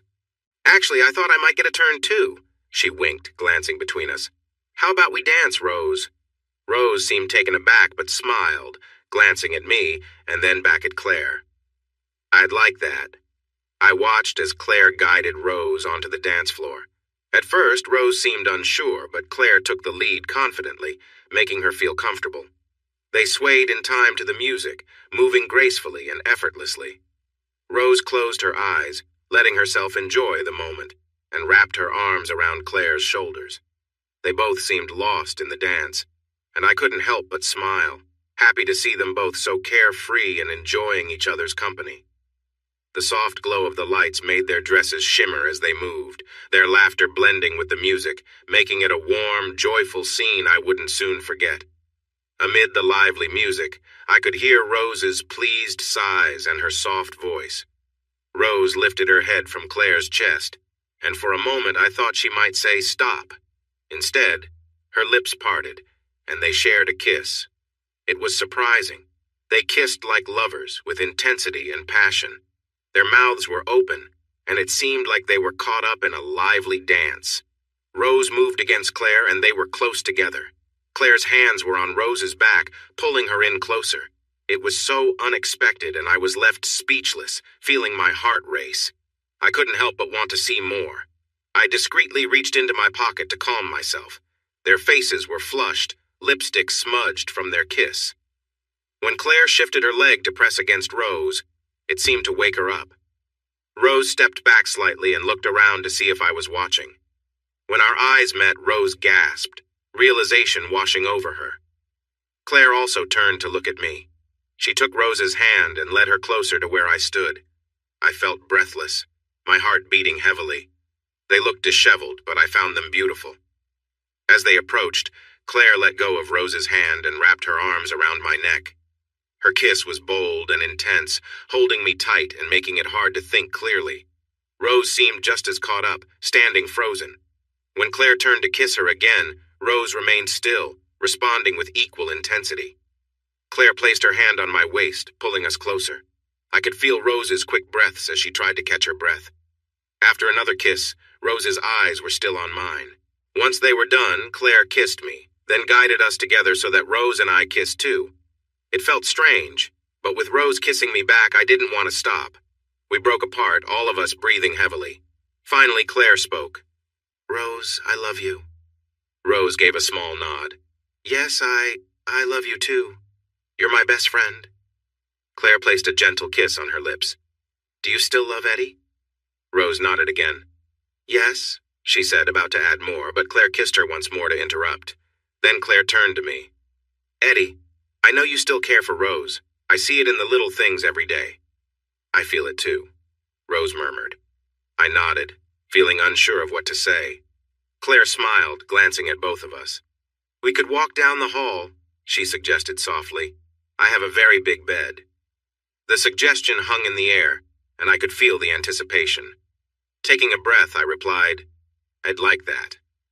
The words slipped out before I could stop them. All eyes turned to Rose, who hesitated.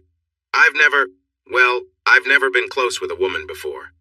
Claire reached over, giving her hand a gentle squeeze. Did you enjoy our kiss earlier? Rose's cheeks flushed as she admitted, Yes, very much. Then maybe you'd like to try something new, Claire whispered. After a pause, Rose nodded. Yes. Claire, holding both our hands, guided us down the hallway. The room we entered held a bed large enough for all of us to sit comfortably. She gave me a nudge, and I sat on the edge, slipping off my shoes and getting comfortable. When I looked up, Claire and Rose were standing close, their hands intertwined. They shared a soft, warm smile, seeming to forget I was even in the room as they enjoyed the moment together. The atmosphere was calm and accepting, a gentle closeness that filled the room.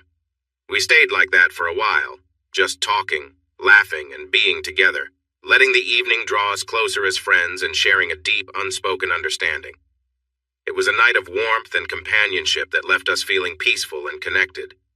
Rose sighed, closing her eyes with a soft smile as she leaned back, enjoying the quiet comfort of the moment. Claire leaned over, gently brushing a strand of hair away from Rose's face, and whispered, Why don't we get a bit more comfortable? I took a step back, quickly tugging off my jacket, eager to relax and join them.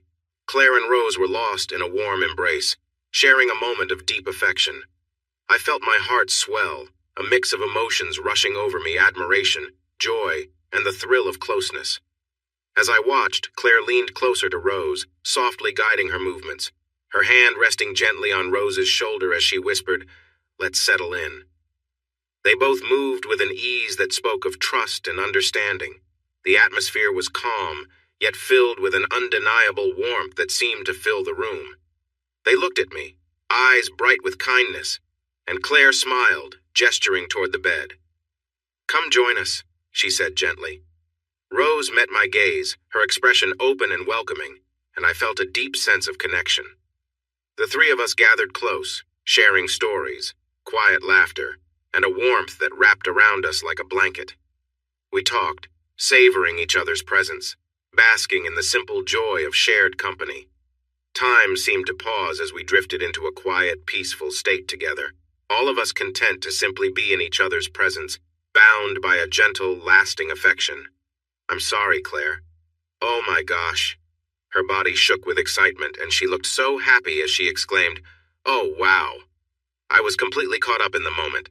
I moved quickly with Claire, and as Rose cried out, Ah, wow, I'm so happy, I felt Claire's response. Rose gently moved away from Claire, who then shifted closer and looked into Rose's eyes. They rolled over together, and Claire kissed Rose, their joy shared through the touch of their faces. Rose sighed. Wow, Claire. I have never felt that way before. Incredible. Claire smiled and kissed her back. I'm glad you enjoyed it. Knowing Claire well, I realized she hadn't reached that level of happiness yet. With a playful grin, I moved forward to tease her, making her lay back. She gasped, What are you doing? Although I had done this a few times before, and it wasn't usually my thing, I dove in with energy. It was overwhelming as I tasted the moment. I remembered what I had just seen and began to explore. I nuzzled and teased, and when I added a little touch, she came to life. Her body reacted, and she seemed to melt with joy. As I noticed their smiling faces and that they were kissing again, it gave me even more energy. I focused on helping Claire with more joy. Her excitement grew, and I could feel her movements. Their gentle laughter filled the room. Claire kissed me with intensity, saying, You're such a silly person.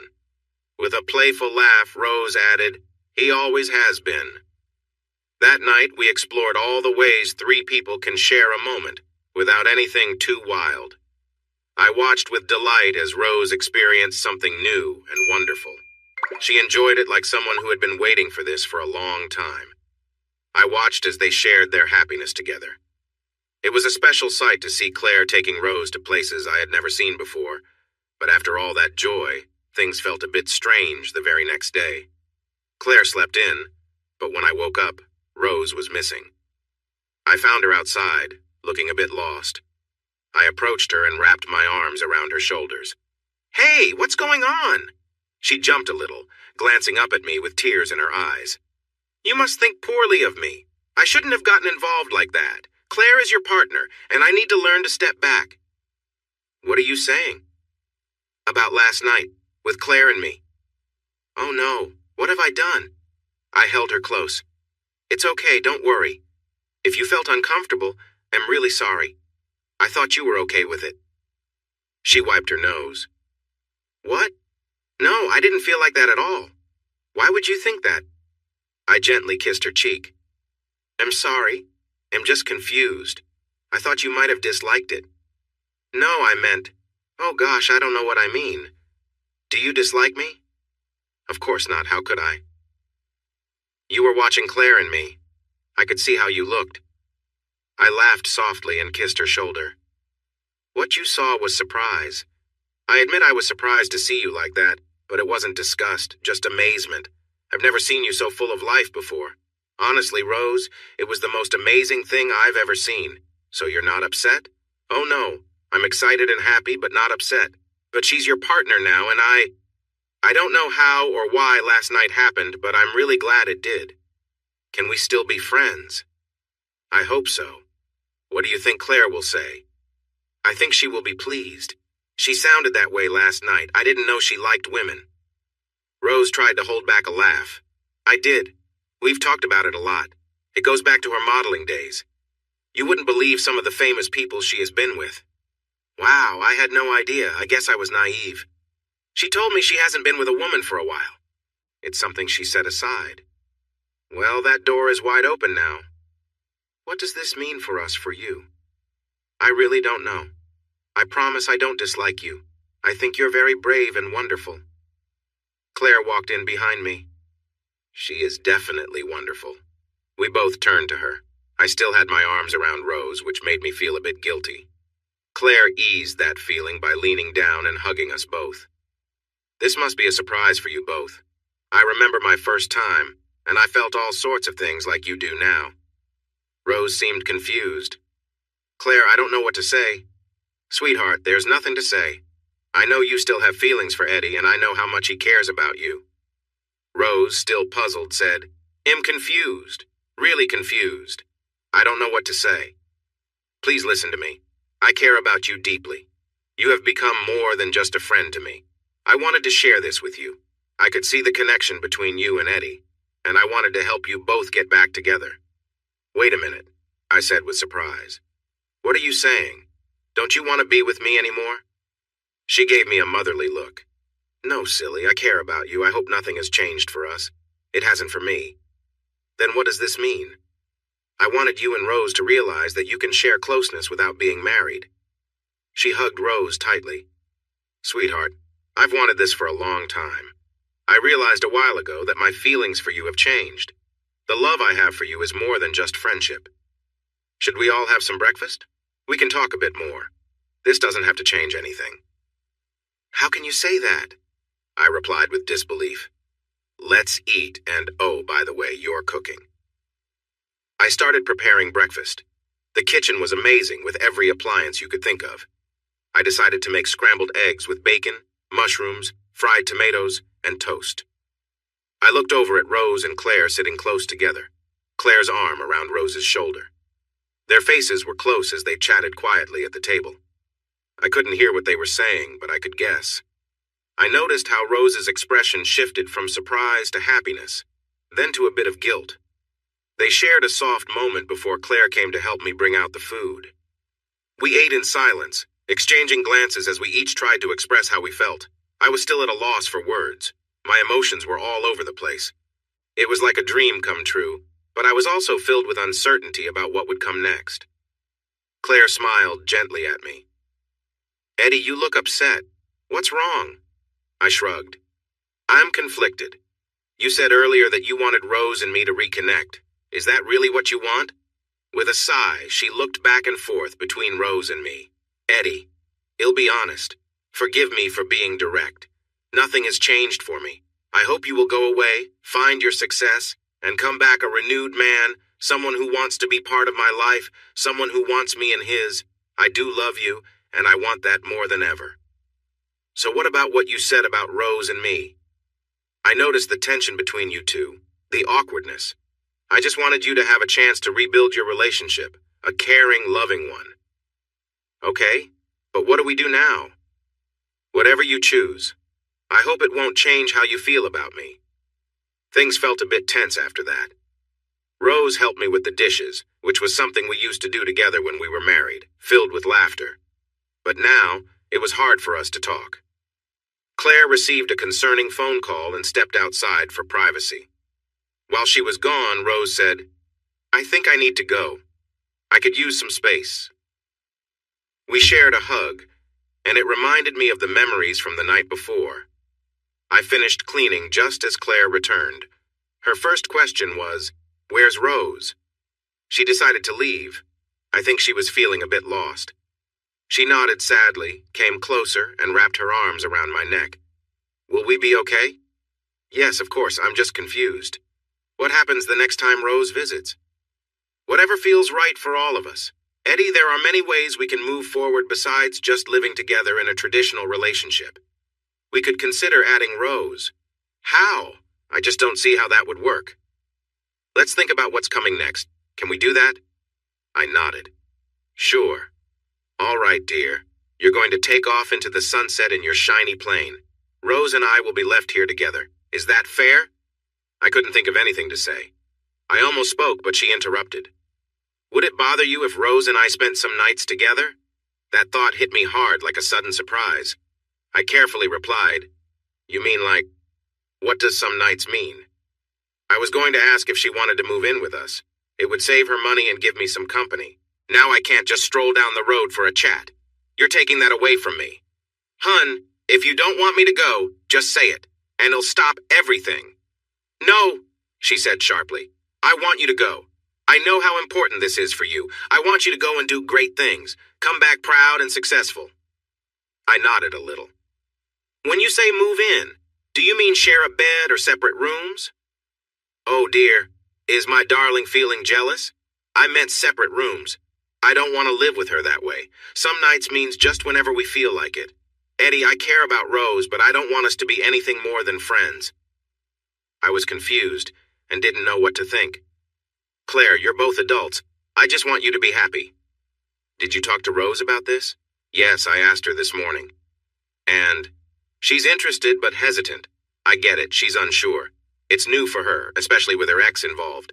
I understand, but she did seem curious." "What's meant to happen will happen, I guess," I decided. She smiled. "That's a very thoughtful way to look at it." She moved into my arms and we shared a warm hug. The next day, Rose arrived while I was preparing dinner. I peeked out of the caravan window and saw her get out of her little car. She peeked her head in the door. "Hi, Eddie, are you busy?" "No, come on in. You'll make some tea." "Coffee for me, please," she said. I made the drinks and we settled on the bed. Sipping her coffee, she slowly asked, "Has Claire talked to you about her offer?" "Yeah, we discussed it."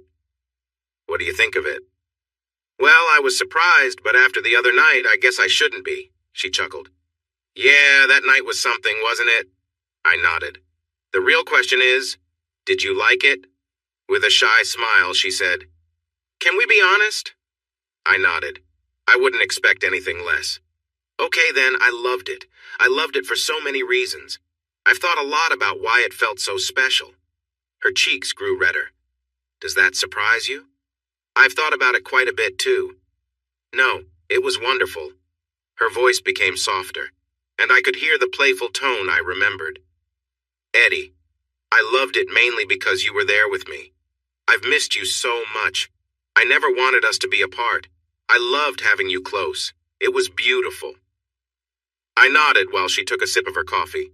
Between her sips, she continued, The second part is a bit tricky for me to say. I feel a strong bond with Claire. It's not love like most people think, but she has become such an important part of my life. When I didn't respond right away, she spoke again.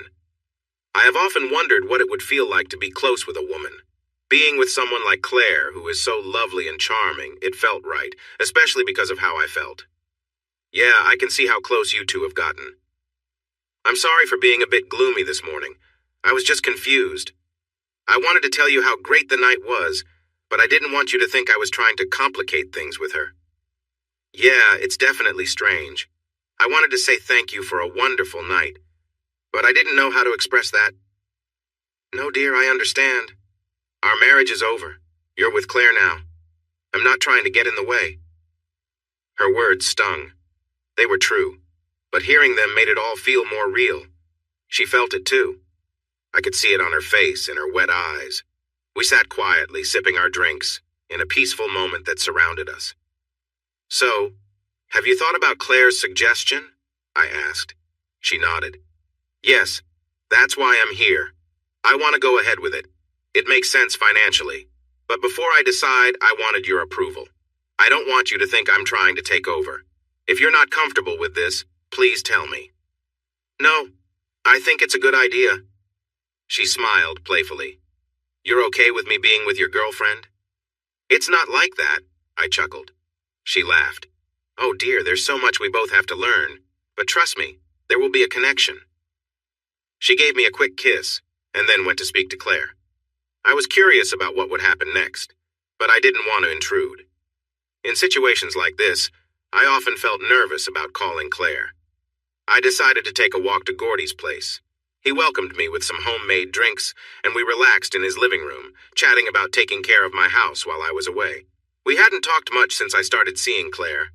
We had tried to keep things low-key, but once his wife was gone, he said, So, you and Claire, huh?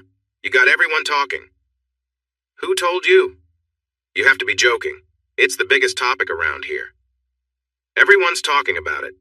You're a bit of a celebrity now, you know, lad, Gordy said, grinning. I felt a bit of embarrassment, but laughed along. It's strange to think of it like that. Don't be modest.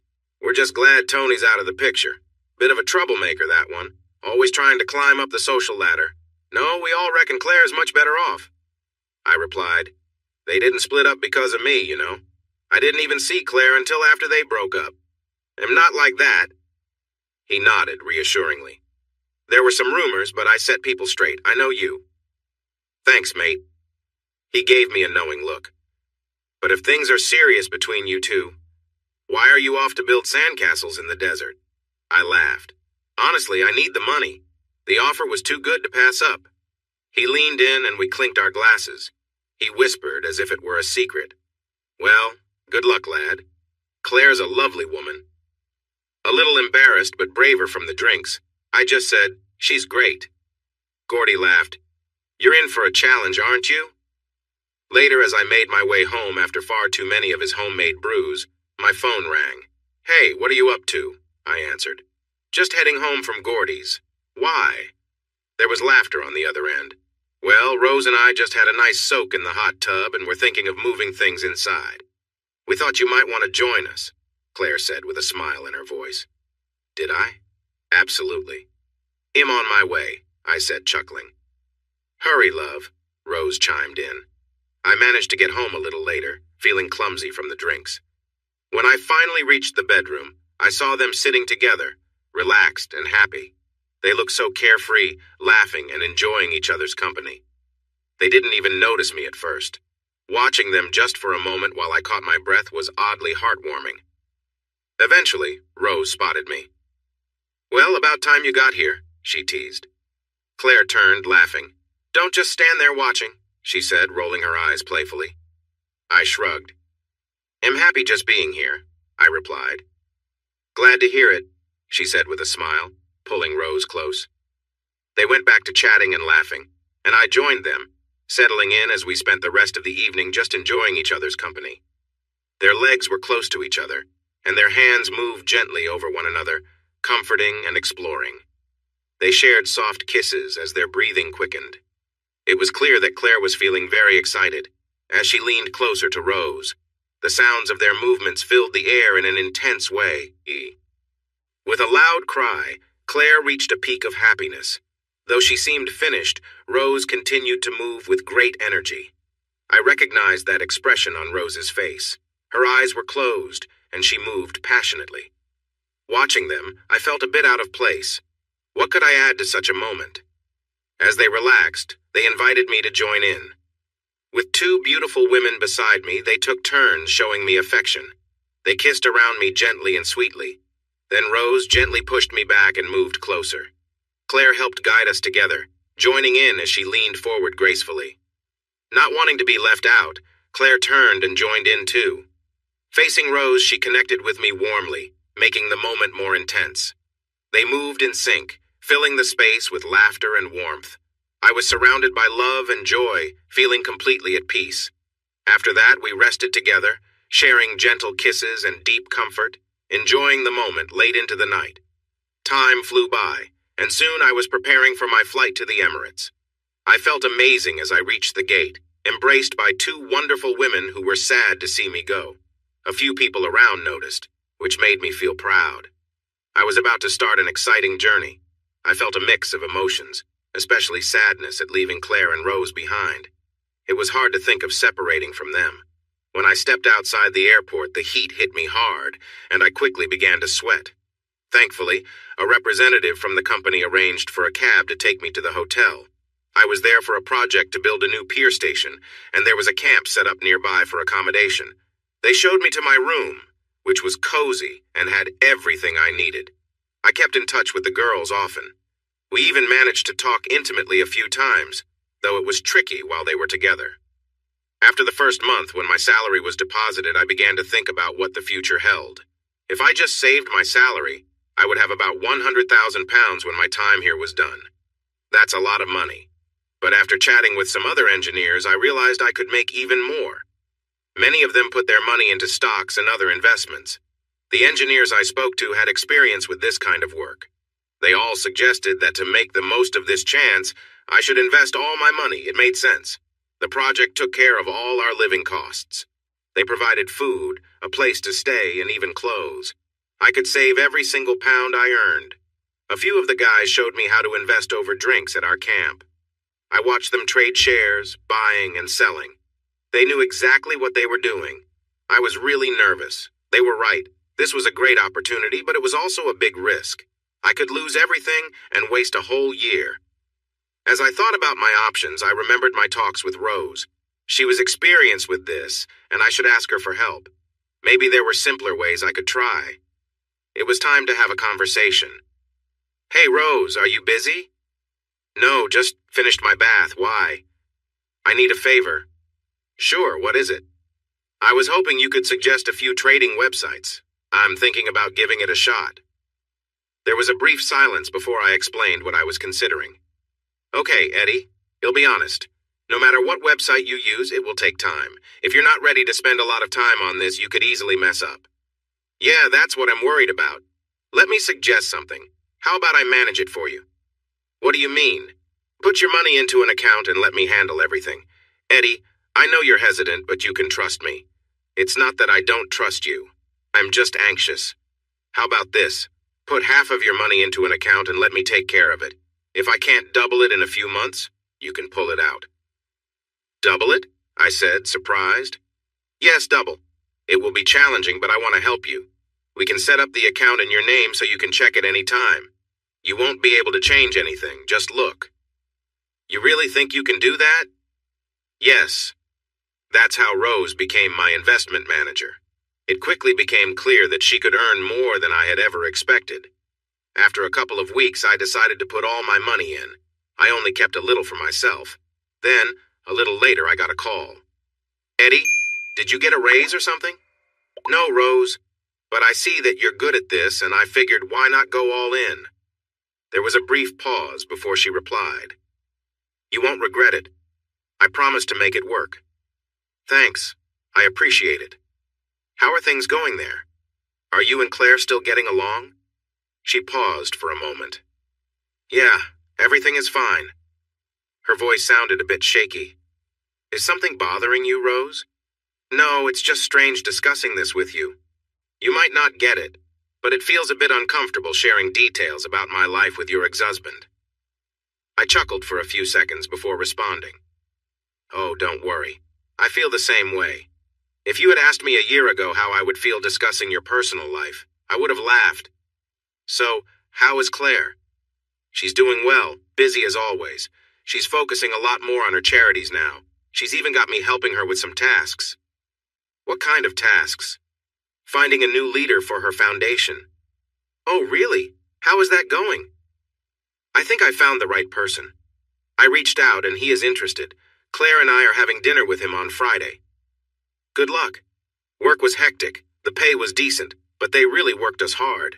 The hours were long and exhausting, especially at the job site. The heat was intense, and the place was vast.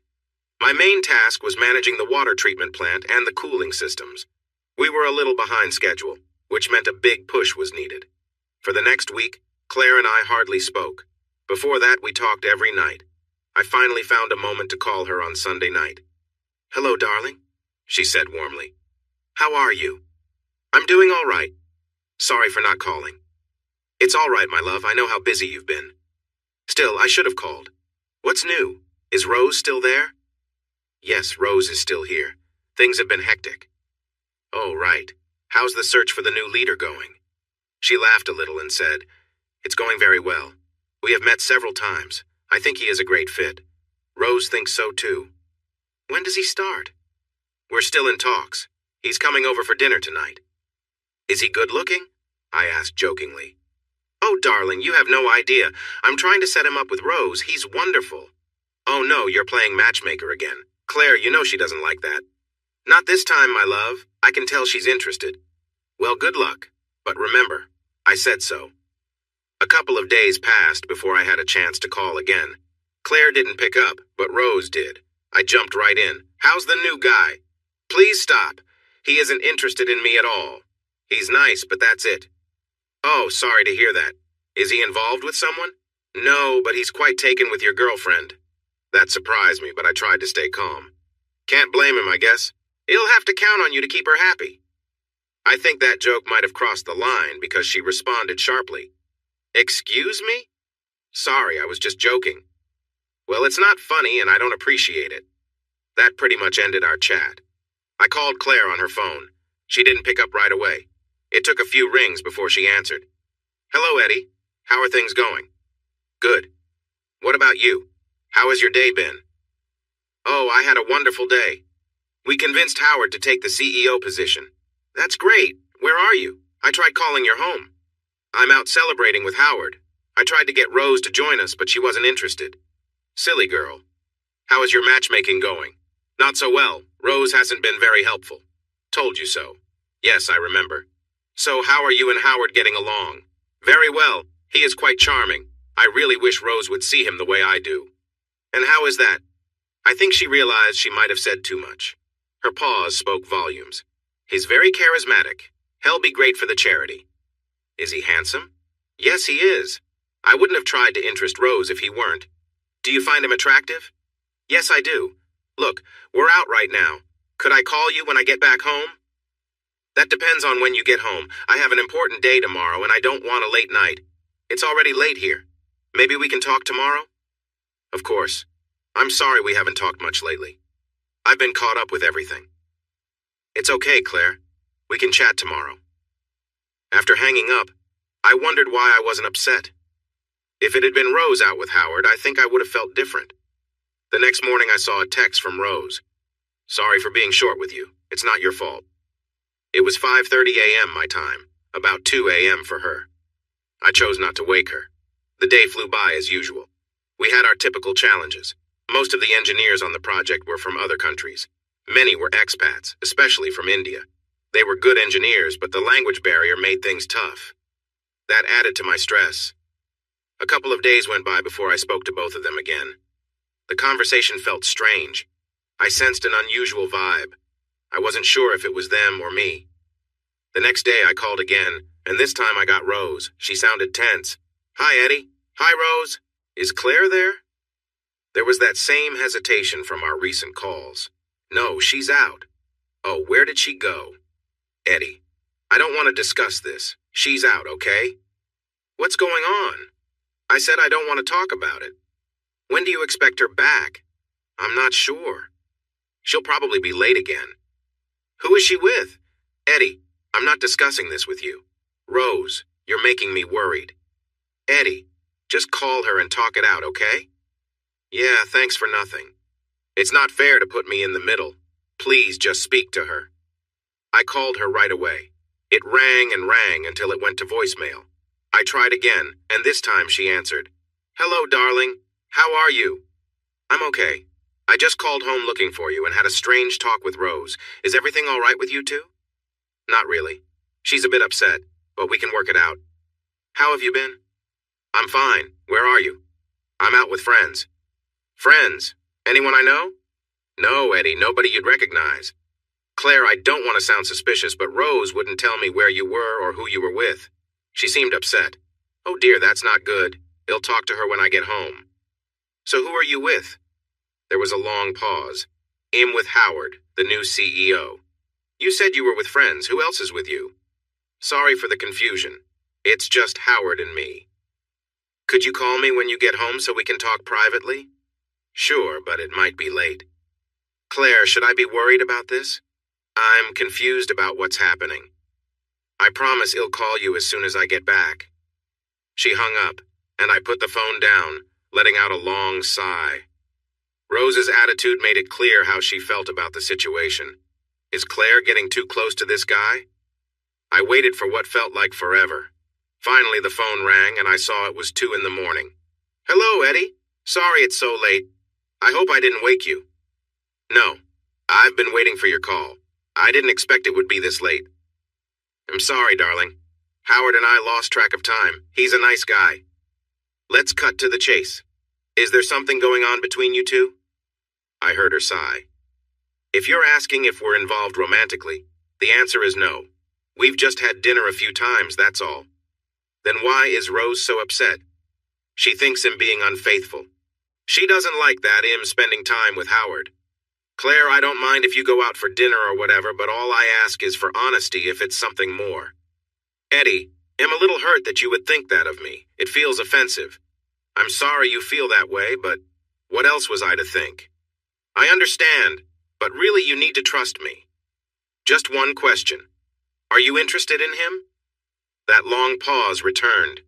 I guess you could say I find Howard fun. We're the same age, have similar interests, and he's quite charming. I enjoy spending time with him. Does that mean I should feel bad?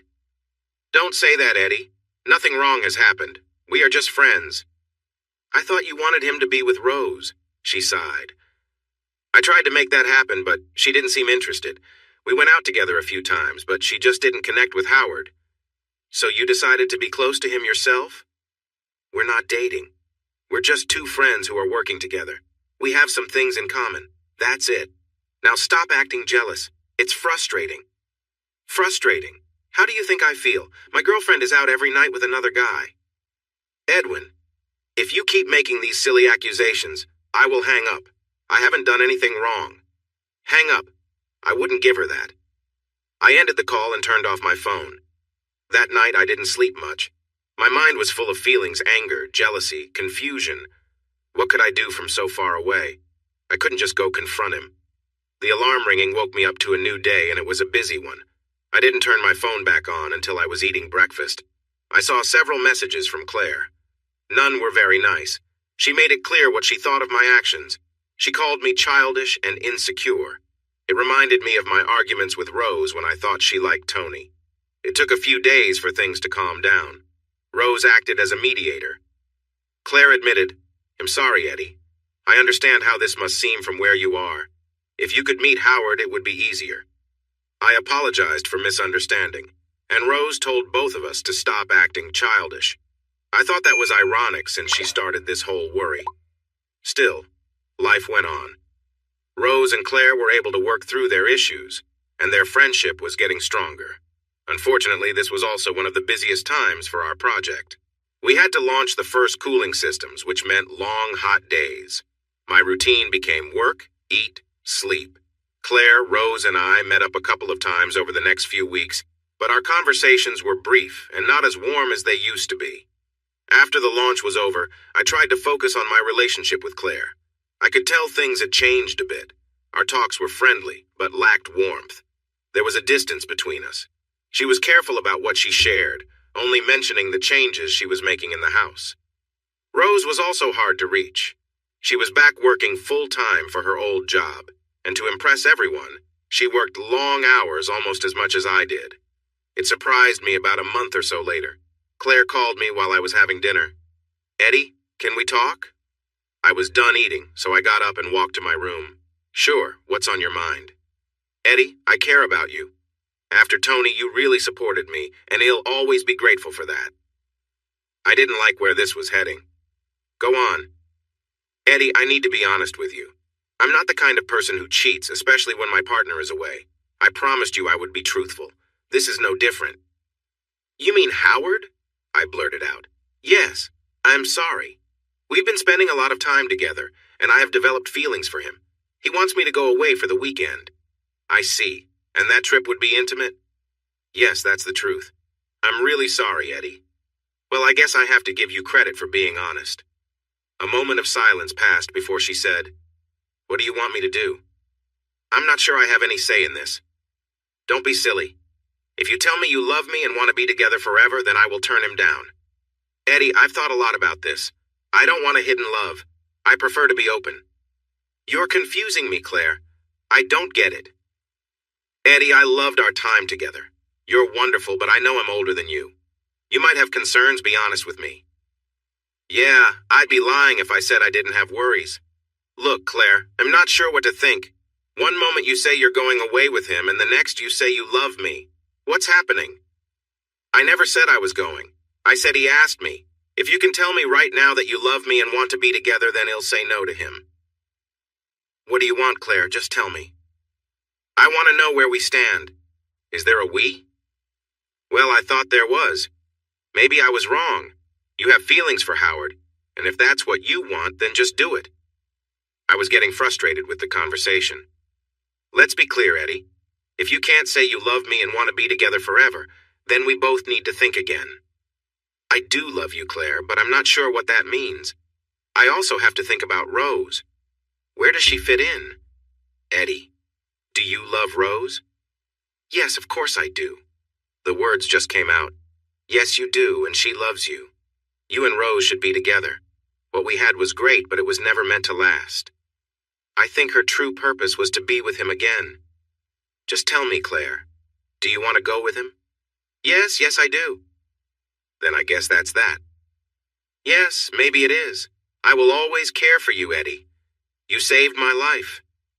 "I care for you too, Claire. I can't tell what the future will be like. I mean, Howie might not be the best partner." She chuckled and took a moment to breathe. "Yes, he very well might not be." "What then?" I asked. "Well, I will regret letting go of a good relationship." "What about Rose? Does she know?" "No, I haven't told her yet.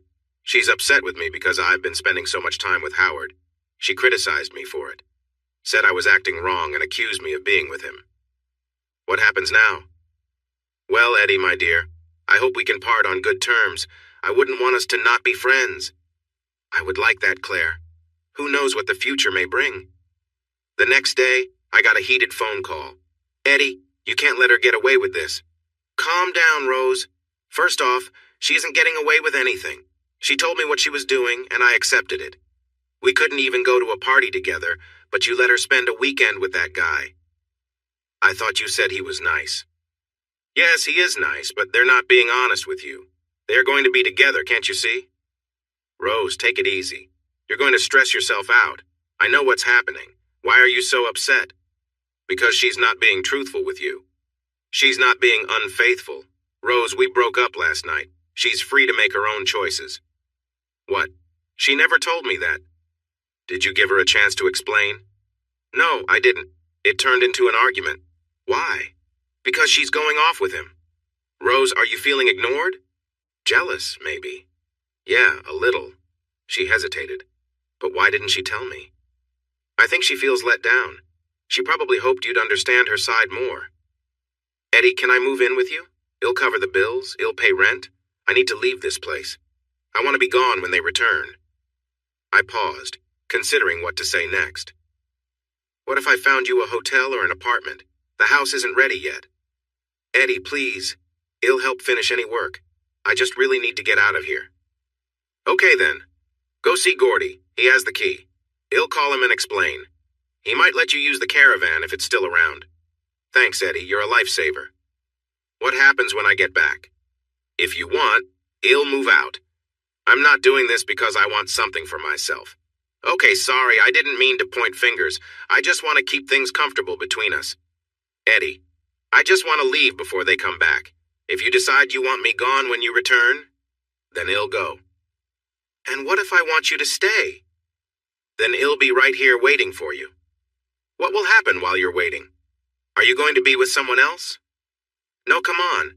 If you're saying what I think you are, he'll be here when you come back, ready to welcome you. Rose, I can't help but feel a bit unsure about that. We have a past, you know, Felix and Tony. Eddie, I'm serious. If you want, he'll even buy something silly to show my commitment. I chuckled, surprised by the suggestion.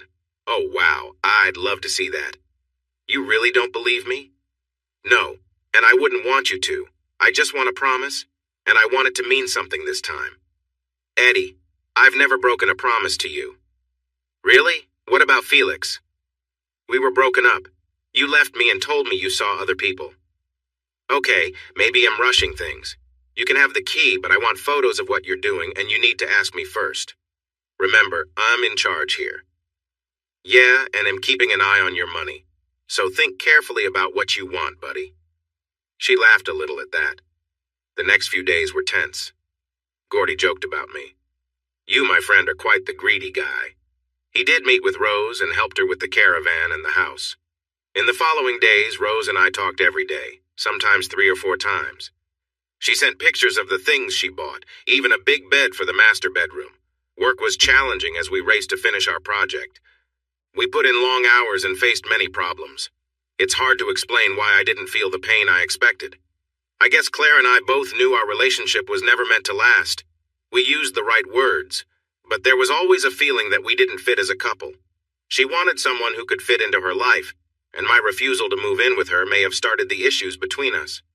Rose was fully focused on getting the house ready to live in. Less than 3 weeks after getting the keys, she moved in and shared photos and even videos of her walking through the house, giving me a tour of my own place. After settling in, she returned to her main goal, making money. I checked the website most nights. Though I couldn't change anything, I could see what she was doing. She was busy buying and selling. Some of the risks she took seemed like bad choices, but they turned out well. I noticed a pattern. As I watched her trades, I understood her thinking. She had a clear plan and stuck to it. Even with her success, Rose seemed a bit down. Hey, Rose, what's wrong? You seem sad lately. I miss Claire. I know she made mistakes, but I still miss her. Why not call her or visit her? Because of what she did to you, silly. Rose, what happened with Claire? Maybe it was for the best. Perhaps we had reached the end. So if I said I wanted to visit, you wouldn't be upset? No, I think it would be good. She was your friend after all. Eddie, we were more than friends. Right, I know, I was just trying to be kind. What should I say? Starting with hello would be nice. What if she's angry with me? Then you'll know for sure. Right now, you're worried over something you don't actually know. I'll think about it. I'm afraid she might be mad at me for telling you about Howard. I would have found out anyway. I trust her when she says nothing happened until after we spoke. 2 days later, I got a call. Hi, dear. I wanted to say thank you. Rose told me you encouraged her to visit. Don't thank me, Claire. She wanted to go. I just supported her. Well, I'm really glad you did. I've missed her a lot. I wanted to call, but she seemed upset with me. But I think we're okay now. We had lunch at Finnegan's. It was nice. That's great to hear. How have you been? Wonderful, dear. Besides missing you and Rose. I've finished redecorating. Tony is out of my life now. I do miss you, dear. Your funny remarks. Can we still be friends? Yes, I'd like that too. The project finished earlier than planned, so some of us were let go early. We collected our bonuses and headed home. In a burst of excitement, I decided to surprise everyone. I had 2 weeks before I was supposed to return to the UK. I took the train back to Birmingham and then a taxi home. As I arrived, I was amazed to see the gardens, trees, and little stone walls by the driveway. It looked wonderful. Rose's car wasn't there, so I unloaded my bags and went inside. If the gardens were a surprise, the inside was stunning. The space was no longer empty. It had furniture, rugs, and the kitchen had top-notch appliances. I walked through the house, peeking into every room. All were empty, except the master bedroom. I left my bags in the master and stepped outside to look around. There wasn't much to see in the backyard, just a couple of trees planted there. Walking around the living area, I looked closer. The fridge was full of fresh food. The TV was huge, and there was a powerful stereo and a DVD player. I sank into one of the big, comfy chairs and put my feet up, trying to gather my thoughts. Rose had sent me pictures of her place, but they didn't show how lovely it really was. She had done such a wonderful job decorating. It felt warm and inviting, just like home. Suddenly, I heard a car pull up outside. I jumped up and hurried to the window. I could see Rose getting out of her car, carrying a few grocery bags as she made her way to the door. As she opened the door, I stepped back, not wanting to startle her. She looked a bit puzzled, probably wondering why the door was open. She set the bags down on the bench and turned towards me. "Hello, Rose," I whispered softly. Her expression shifted from worry to surprise. "Oh my God, Eddie! Hey, Rose, surprise!" She rushed over to me, wrapping her arms around me. I was caught off guard, trying to keep my balance as we connected. I stumbled back into the living room and fell onto the sofa. She sat down next to me, and our eyes met. "What happened? You weren't supposed to be home for weeks. I was going to come and get you. We finished early, so they let us go. Why didn't you call? I wanted to pick you up." "It was a surprise. I was hoping to catch you off guard." She laughed and said, "If my surprise is in the bedroom, it probably needs new batteries after all the use it's had recently." "Sure, that's a likely story." She shot me a playful glare. "Seriously?" I smiled, realizing my joke may have missed the mark. "I was just joking." She nudged me lightly. "Well, it's not funny." Then she asked, almost shyly, "So, what do you think of the place?" "It looks amazing. You've done a great job." "Thank goodness you like it. I've been so nervous you wouldn't. The landscaping out front looks really nice. I didn't know you were into gardening." "Cheeky," she replied, grinning. "Beth helped me. She's actually really nice once you get to know her. She gave me most of the plants since she runs her own nursery." "Yeah, I know her. She's lovely. I don't know what you did, but she thinks you're wonderful. You must have really impressed her." "I get along well with middle-aged women. They often see me as charming." "Please, she thinks you're a nice guy." "That's because I am." We shared a light kiss before I asked, "How are things going between you and Claire now?" "Actually pretty good. Things were tough for a while, but after our talk, I decided to reach out to her. It was a bit awkward at first, but after a few visits, we opened up about everything. There were tears, but talking helped me realize how much I love her, and I think she feels the same way. We managed to move past the jealousy." "Jealousy?" I asked. "Yeah, I had to face it. I was feeling jealous. I felt like she was pushing both of us away. You might not believe it, but I liked her too." She hugged me tightly and I whispered, "I knew that. It was clear." I don't think she realized that. I know she was seeing him, but I don't think they got close until after we parted ways. Maybe in some ways, but feelings are different. The truth is, Rose, I don't think either of us was really committed in the first place. We both had fun, but it was never meant to last. Still, it did help her through a tough time, and that's what matters. She sighed. "You're probably right, but she sure moved on quickly." "What's he like?" She hesitated. "If you hadn't been with her at the time, I would say he's great for her. He really is very kind." "I'm glad to hear that. She needed someone who would be there for her." "There's definitely something strong between them. He's truly in love with her, and she lights up like a happy schoolgirl when she's with him." I said, "Rose, I'm happy for her. I mean that. Our relationship gave me something important even if I can't explain it. I needed it just as much as she did." She smiled warmly at me. "I'm just happy to have you back. What do you want for dinner on your first night home?" Something simple. She hurried into the kitchen to get started. I called after her. I'm going to take a shower and change. The shower felt great. It was the first time in the house. I stood under the warm water, enjoying the soothing feel. I took my time, letting it wash away my thoughts. Rose, what to do now? She clearly hoped this was a fresh start. I felt a bit uneasy, like I was being pushed in a direction I wasn't sure about. Rose had taken what she wanted and moved into what was supposed to be my home. It was hard to feel angry with her. Maybe it was fair since I had seen how she turned my savings into a nice investment. She hadn't doubled my money, but it was close. With that money still growing, I didn't have to rush to find a new job. I could choose carefully and wait for the right opportunity. I changed into fresh clothes and walked into the kitchen.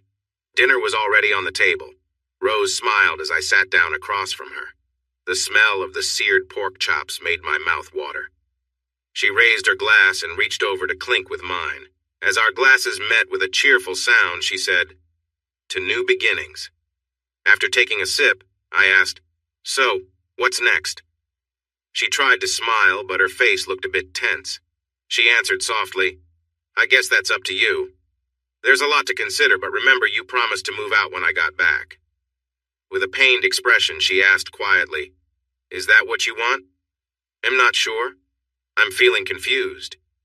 When I started building this house, I thought I knew exactly where I was going. But now I feel completely lost. Eddie, I can only tell you how I feel. I love you. I always have. I've made mistakes, everyone does. I hoped that while you were away, you'd have a change of heart and come back ready to start fresh. I want us to try again. Is that even possible, Rose? I'm not sure anymore. Just answer me this. Do you still love me?" She looked directly at me, her eyes searching for truth. "Yes, I do, but I'm not sure it's enough. Love needs other things to survive: trust, respect, understanding. I'm not certain we still have those." "Eddie, I have all those things for you." "Are you sure, Rose? I'm scared because I remember how quickly things changed. When you started listening to Tony, it felt like you lost all respect for me. It happened once, what's to stop it from happening again?" "I never stopped respecting you. I regret ever letting him sway me. It was a huge mistake, but I never lost respect for you." Well, it sure didn't feel that way. The smell and taste of the meal took over, and we both set the conversation aside while we ate. The wine was perfect, a great choice. Later, as we washed the dishes together, she finally spoke up. "Eddie, what do we have to lose? I don't want to leave. I don't want to waste any more time. I want to be your wife again. I want to go back to when we were young, when everything felt so good and right." She turned to me, her hands resting on my shoulders, her face close to mine. "Please, Eddie, let me be your wife again." Her lips met mine, and in that moment, it felt like no time had passed at all. The warmth between us was undeniable, pulling us back to memories of our younger days together. The room was filled with soft light streaming through the window, casting a gentle glow over everything. I reached out, touching her face as we shared a quiet, close moment. She looked at me, her eyes warm and full of trust. We held each other tightly, feeling safe and close, as if time itself had paused just for us. Our laughter filled the space as we talked, sharing stories and little secrets, connecting in a way that made everything else feel far away. She reached for my hand, pulling me closer, and we lay side by side, simply enjoying each other's presence. As we settled in, there was a calmness, a peace, and a kind of joy that felt almost magical. We held each other, finding comfort in every small gesture, every gentle smile, and every touch. The warmth of the moment wrapped around us, and nothing else seemed to matter. It was just us, together, in that perfect, quiet moment of closeness. I gave in to the strong feeling of love and warmth that filled my chest. We embraced, and Rose wrapped her legs around me, holding on tightly as our connection deepened. Our closeness grew stronger, and we held each other with such intensity, as if nothing else mattered. When we finally paused, exhausted yet content, our faces glistened with a light sheen, and we lay together, our breathing slow and steady, wrapped in the comfort of a quiet moment. I kissed her softly, a gentle gesture that spoke of our shared joy and peace. Lying beside each other, we let the calm settle over us, feeling fulfilled. Soon, sleep came over me. With Rose's warm body close, I drifted off into a deep, peaceful rest. It was late morning when I awoke to sunlight filling the room. Rose was no longer in bed. I got up and found her in the kitchen, preparing breakfast. I approached her from behind, wrapping my arms around her waist. She smiled and whispered, "Good morning, handsome." "Good morning to you, my love. This smells wonderful," I replied. She laughed softly. "So, am I still employed, or am I out?" I chuckled. "No, I think I'll keep you on, but you're on probation any slip-up and you're out." "Then, mister, move aside and let me finish cooking," she said playfully. I stepped back, letting her finish the eggs. When she had plated them, I spun her around and kissed her gently. She looked up at me with soft eyes. "You know, I do love you so much." After breakfast, Rose looked thoughtful. "What's next for us?" she asked. "I'm not sure," I replied, "but maybe we take things one day at a time and see where it goes." She nodded, looking hopeful. "Eddie, I thought a lot while you were gone. I kept wishing that when you came back, we'd be able to start fresh and really build something together." "I feel the same way, Rose," I said. "I love you, and I want to give this a real chance to start new and avoid the mistakes of the past." She came over and sat on my lap, looking into my eyes. "Eddie, I've been thinking of leaving the agency. I could focus on investing. It would give me more time at home, which is what I want." "Why is that important?" I asked. "Because I want us to start a family," she said, her voice soft but full of hope. "We always talked about it, and now with this home you built for us, I think it's time." Her eyes held such warmth and trust. I leaned in and kissed her softly. "It's a big step. Rose a family, kids. I need to find something steady, too." She smiled and kissed me again, whispering assurances that made my heart feel full. "Yes, but this time I want it to be local. Yes, no more traveling." "Eddie, I talked to Gordy a lot while you were away. He had a suggestion. You know those nice wooden beams you made?" I nodded. "Yes. Well, he thinks you could make some money from them. He's talked to other farmers, and they all have ideas about building new barns and making improvements. He thinks if you set up a workshop somewhere and made these beams, it could be successful." "Work for myself? That sounds great." "You can do it. You're smart. Your own business, our business, a family business." I suddenly got an idea. "You know, you wouldn't be the only one working from home. If I did this, I could build a workshop right here. We have plenty of space." A big smile spread across her face as she said, "Oh yes, we could do it." We paused for a moment, both of us imagining what this could be. Honestly, her mention of a family business didn't fully register with me at the time, but when I looked at her, I could tell she seemed a bit let down. As the silence stretched, she asked, "You understood what I meant, right?" "Of course. You mean we could start our own business." She smiled and nodded. "A family business, one that we can pass down." I was still a bit confused. She sighed. "Eddie, do I have to say it clearly? Children, we have everything we need. A home, enough money, and both of us working from home. Eddie, I want to start our family now.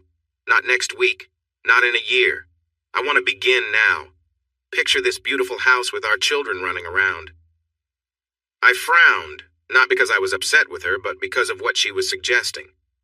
"Rose, are we ready for that? We've just reconnected and you want to add kids into the mix?" "Yes, Eddie, children. It's time." I have to admit I wasn't thrilled with the idea. Yes, I loved her, or at least had deep feelings for her, but kids. In the next few days, we focused on rebuilding our relationship. We talked late into the night, making plans and notes. I spoke to Gordy, who introduced me to some local farmers interested in my ideas. They could use the beams to make their barns more spacious and useful. Meeting people who were interested made me feel more confident. I talked to Mark, and he thought the beams were a great idea with many possible uses, if I could set a good price. Later, at Gordy's barn, we sat outside sipping some homemade cider. It was strong, much stronger than I expected. It had quite an impact. As we opened our third bottle and the talk flowed comfortably, I suddenly asked, "Gordy, how did you know it was the right time to start your family?" He looked at me seriously. Young one, I can't really explain that. All I can say is I just had a feeling. If you're thinking about starting a family with Rose, then do it. Because if you hesitate, someone else might step in. When I didn't say anything, he said firmly, Laddie, Rose is a wonderful girl. I don't understand why you were with Claire when you had her. I heard Rose talking to Beth, and she is eager to start. If you wait too long, she might move on. You could lose her, son. I felt embarrassed, and he chuckled. Well, Laddie, Claire is an attractive woman, and we were all a bit jealous when we learned you were with her, but Rose is special too. That night, I stumbled home to find Rose curled up on the sofa with her laptop. She tried to explain her program, but I was a bit tipsy and filled with excitement. Rose, let's make it happen. Her expression changed from one of worry to joy. Are you saying what I think you are? Yes, let's start right away. Let's have a baby. Sweetheart, it's not that simple. I have to stop my medication and it won't happen overnight. I don't mind. We can begin practicing, right? She laughed playfully. Yes, we can practice, but you're so tipsy that it might be tough. I took her hand and placed it on my waist. Don't worry about me. You might not think those simple words could make a difference, but they really did. Our moments together became deeper, filled with care and meaning. Everything felt more connected. There were other things on my mind, too. I was working on plans for a big shed workshop. I bought proper tools and started looking for affordable steel suppliers. I didn't want a pre-made shed. I wanted to design and build my own. I was determined to show off my creative ideas. The shed would serve as my display. I knew Rose still saw Claire pretty often, but I hadn't seen or spoken to her since I returned. I wanted to reach out, but I wasn't sure how. I worried that Rose might misunderstand my intentions. I didn't need to stress over it, though, because Rose brought it up herself. Sweetheart, I spoke to Claire today. She wants to come over, but she's worried about how you'll react. She feels scared. She doesn't need to be worried. I want to see her too. Just to say hello and try to rebuild our friendship. Good, because she'll be here soon. Please be kind. She's been very anxious about this. Claire arrived about 15 minutes later. She walked in looking beautiful as always, her golden hair flowing down her soft skin, her bright eyes shining, and her light green dress fluttering gracefully, showing off her long legs. How do you say hello to an ex in front of your wife? It felt a bit strange. She made it just as hard as I did. Eventually we hugged. As we held each other, I could feel her warmth. The kiss we shared was quick, just a light touch. But the hug lasted longer. I looked over at Rose, feeling a bit guilty, but she just smiled kindly. Claire finally pulled away and said softly, Hello, Eddie. It's so nice to see you again. She looked me over and added, You look healthy and sun-kissed. I'm a little jealous. Don't be, you still look wonderful. The words slipped out before I could think. I glanced at Rose, but if she was upset, she didn't show it. Claire noticed I was uneasy. Eddie, I am so sorry for what happened between us. I was thinking only of myself. Claire, it's all right. It seems like it worked out for the best. Rose tells me you're very much in love now. She blushed slightly. It wasn't right of me. I should have talked to you first, but it all took me by surprise. Howard is a great guy. That's good to hear. I'm glad you found someone to love. Eddie, I cared about you deeply, and I still have strong feelings for you. Maybe not in a romantic way, but I feel a bond with you. I want the best for you. Thanks, Claire. I feel the same way. What we had was special, and it will always be a cherished memory for me. For that, I am thankful. I don't know if I'd be where I am without you. She pulled me into another hug. Rose stepped in then. How about we go outside for some wine? Just like that, Claire re-entered my life. There were some awkward moments. Meeting Howard, my old rival, felt strange at first, but he turned out to be just like Rose said, a sweet, friendly guy. He was a successful businessman like Tony, but he was much more easygoing. He even became a supporter as I worked on starting my business. The day Rose told me she was having a baby was unforgettable. She came to bring me lunch while I was busy putting together some support beams for the new workshop. She placed my meal on the table, along with a bottle of my favorite beer. What's the beer for? I asked. You might want to celebrate, she said, when you see what I have to share. Confused, I replied, If we're celebrating, where's yours? Because of my condition, doctors say I shouldn't drink. She handed me a test strip. I dropped it in shock when I understood, and we both embraced. I spun her around joyfully, her feet swinging in the air. The birth was a wonderful event on its own. I stayed with her the entire time. I even cut the umbilical cord. Claire waited anxiously in the waiting room. When she held little Avalon, our daughter, the pure love on her face was a beautiful sight. I worried she might feel jealous since she couldn't have children herself, but instead, it was the opposite. Claire was completely devoted to Avalon, treating her like a princess. Avalon wanted for nothing, and it was hard to take her away from Claire's loving embrace. The feelings were mutual, too. There was a strong connection between them right from the start. It's interesting how life unfolds. Hey, everyone! Thanks for watching. Don't forget to subscribe and turn on notifications so you won't miss any of the exciting stories we have coming up. What do you think about the characters in this story? Let us know in the comments. We'd love to hear from you.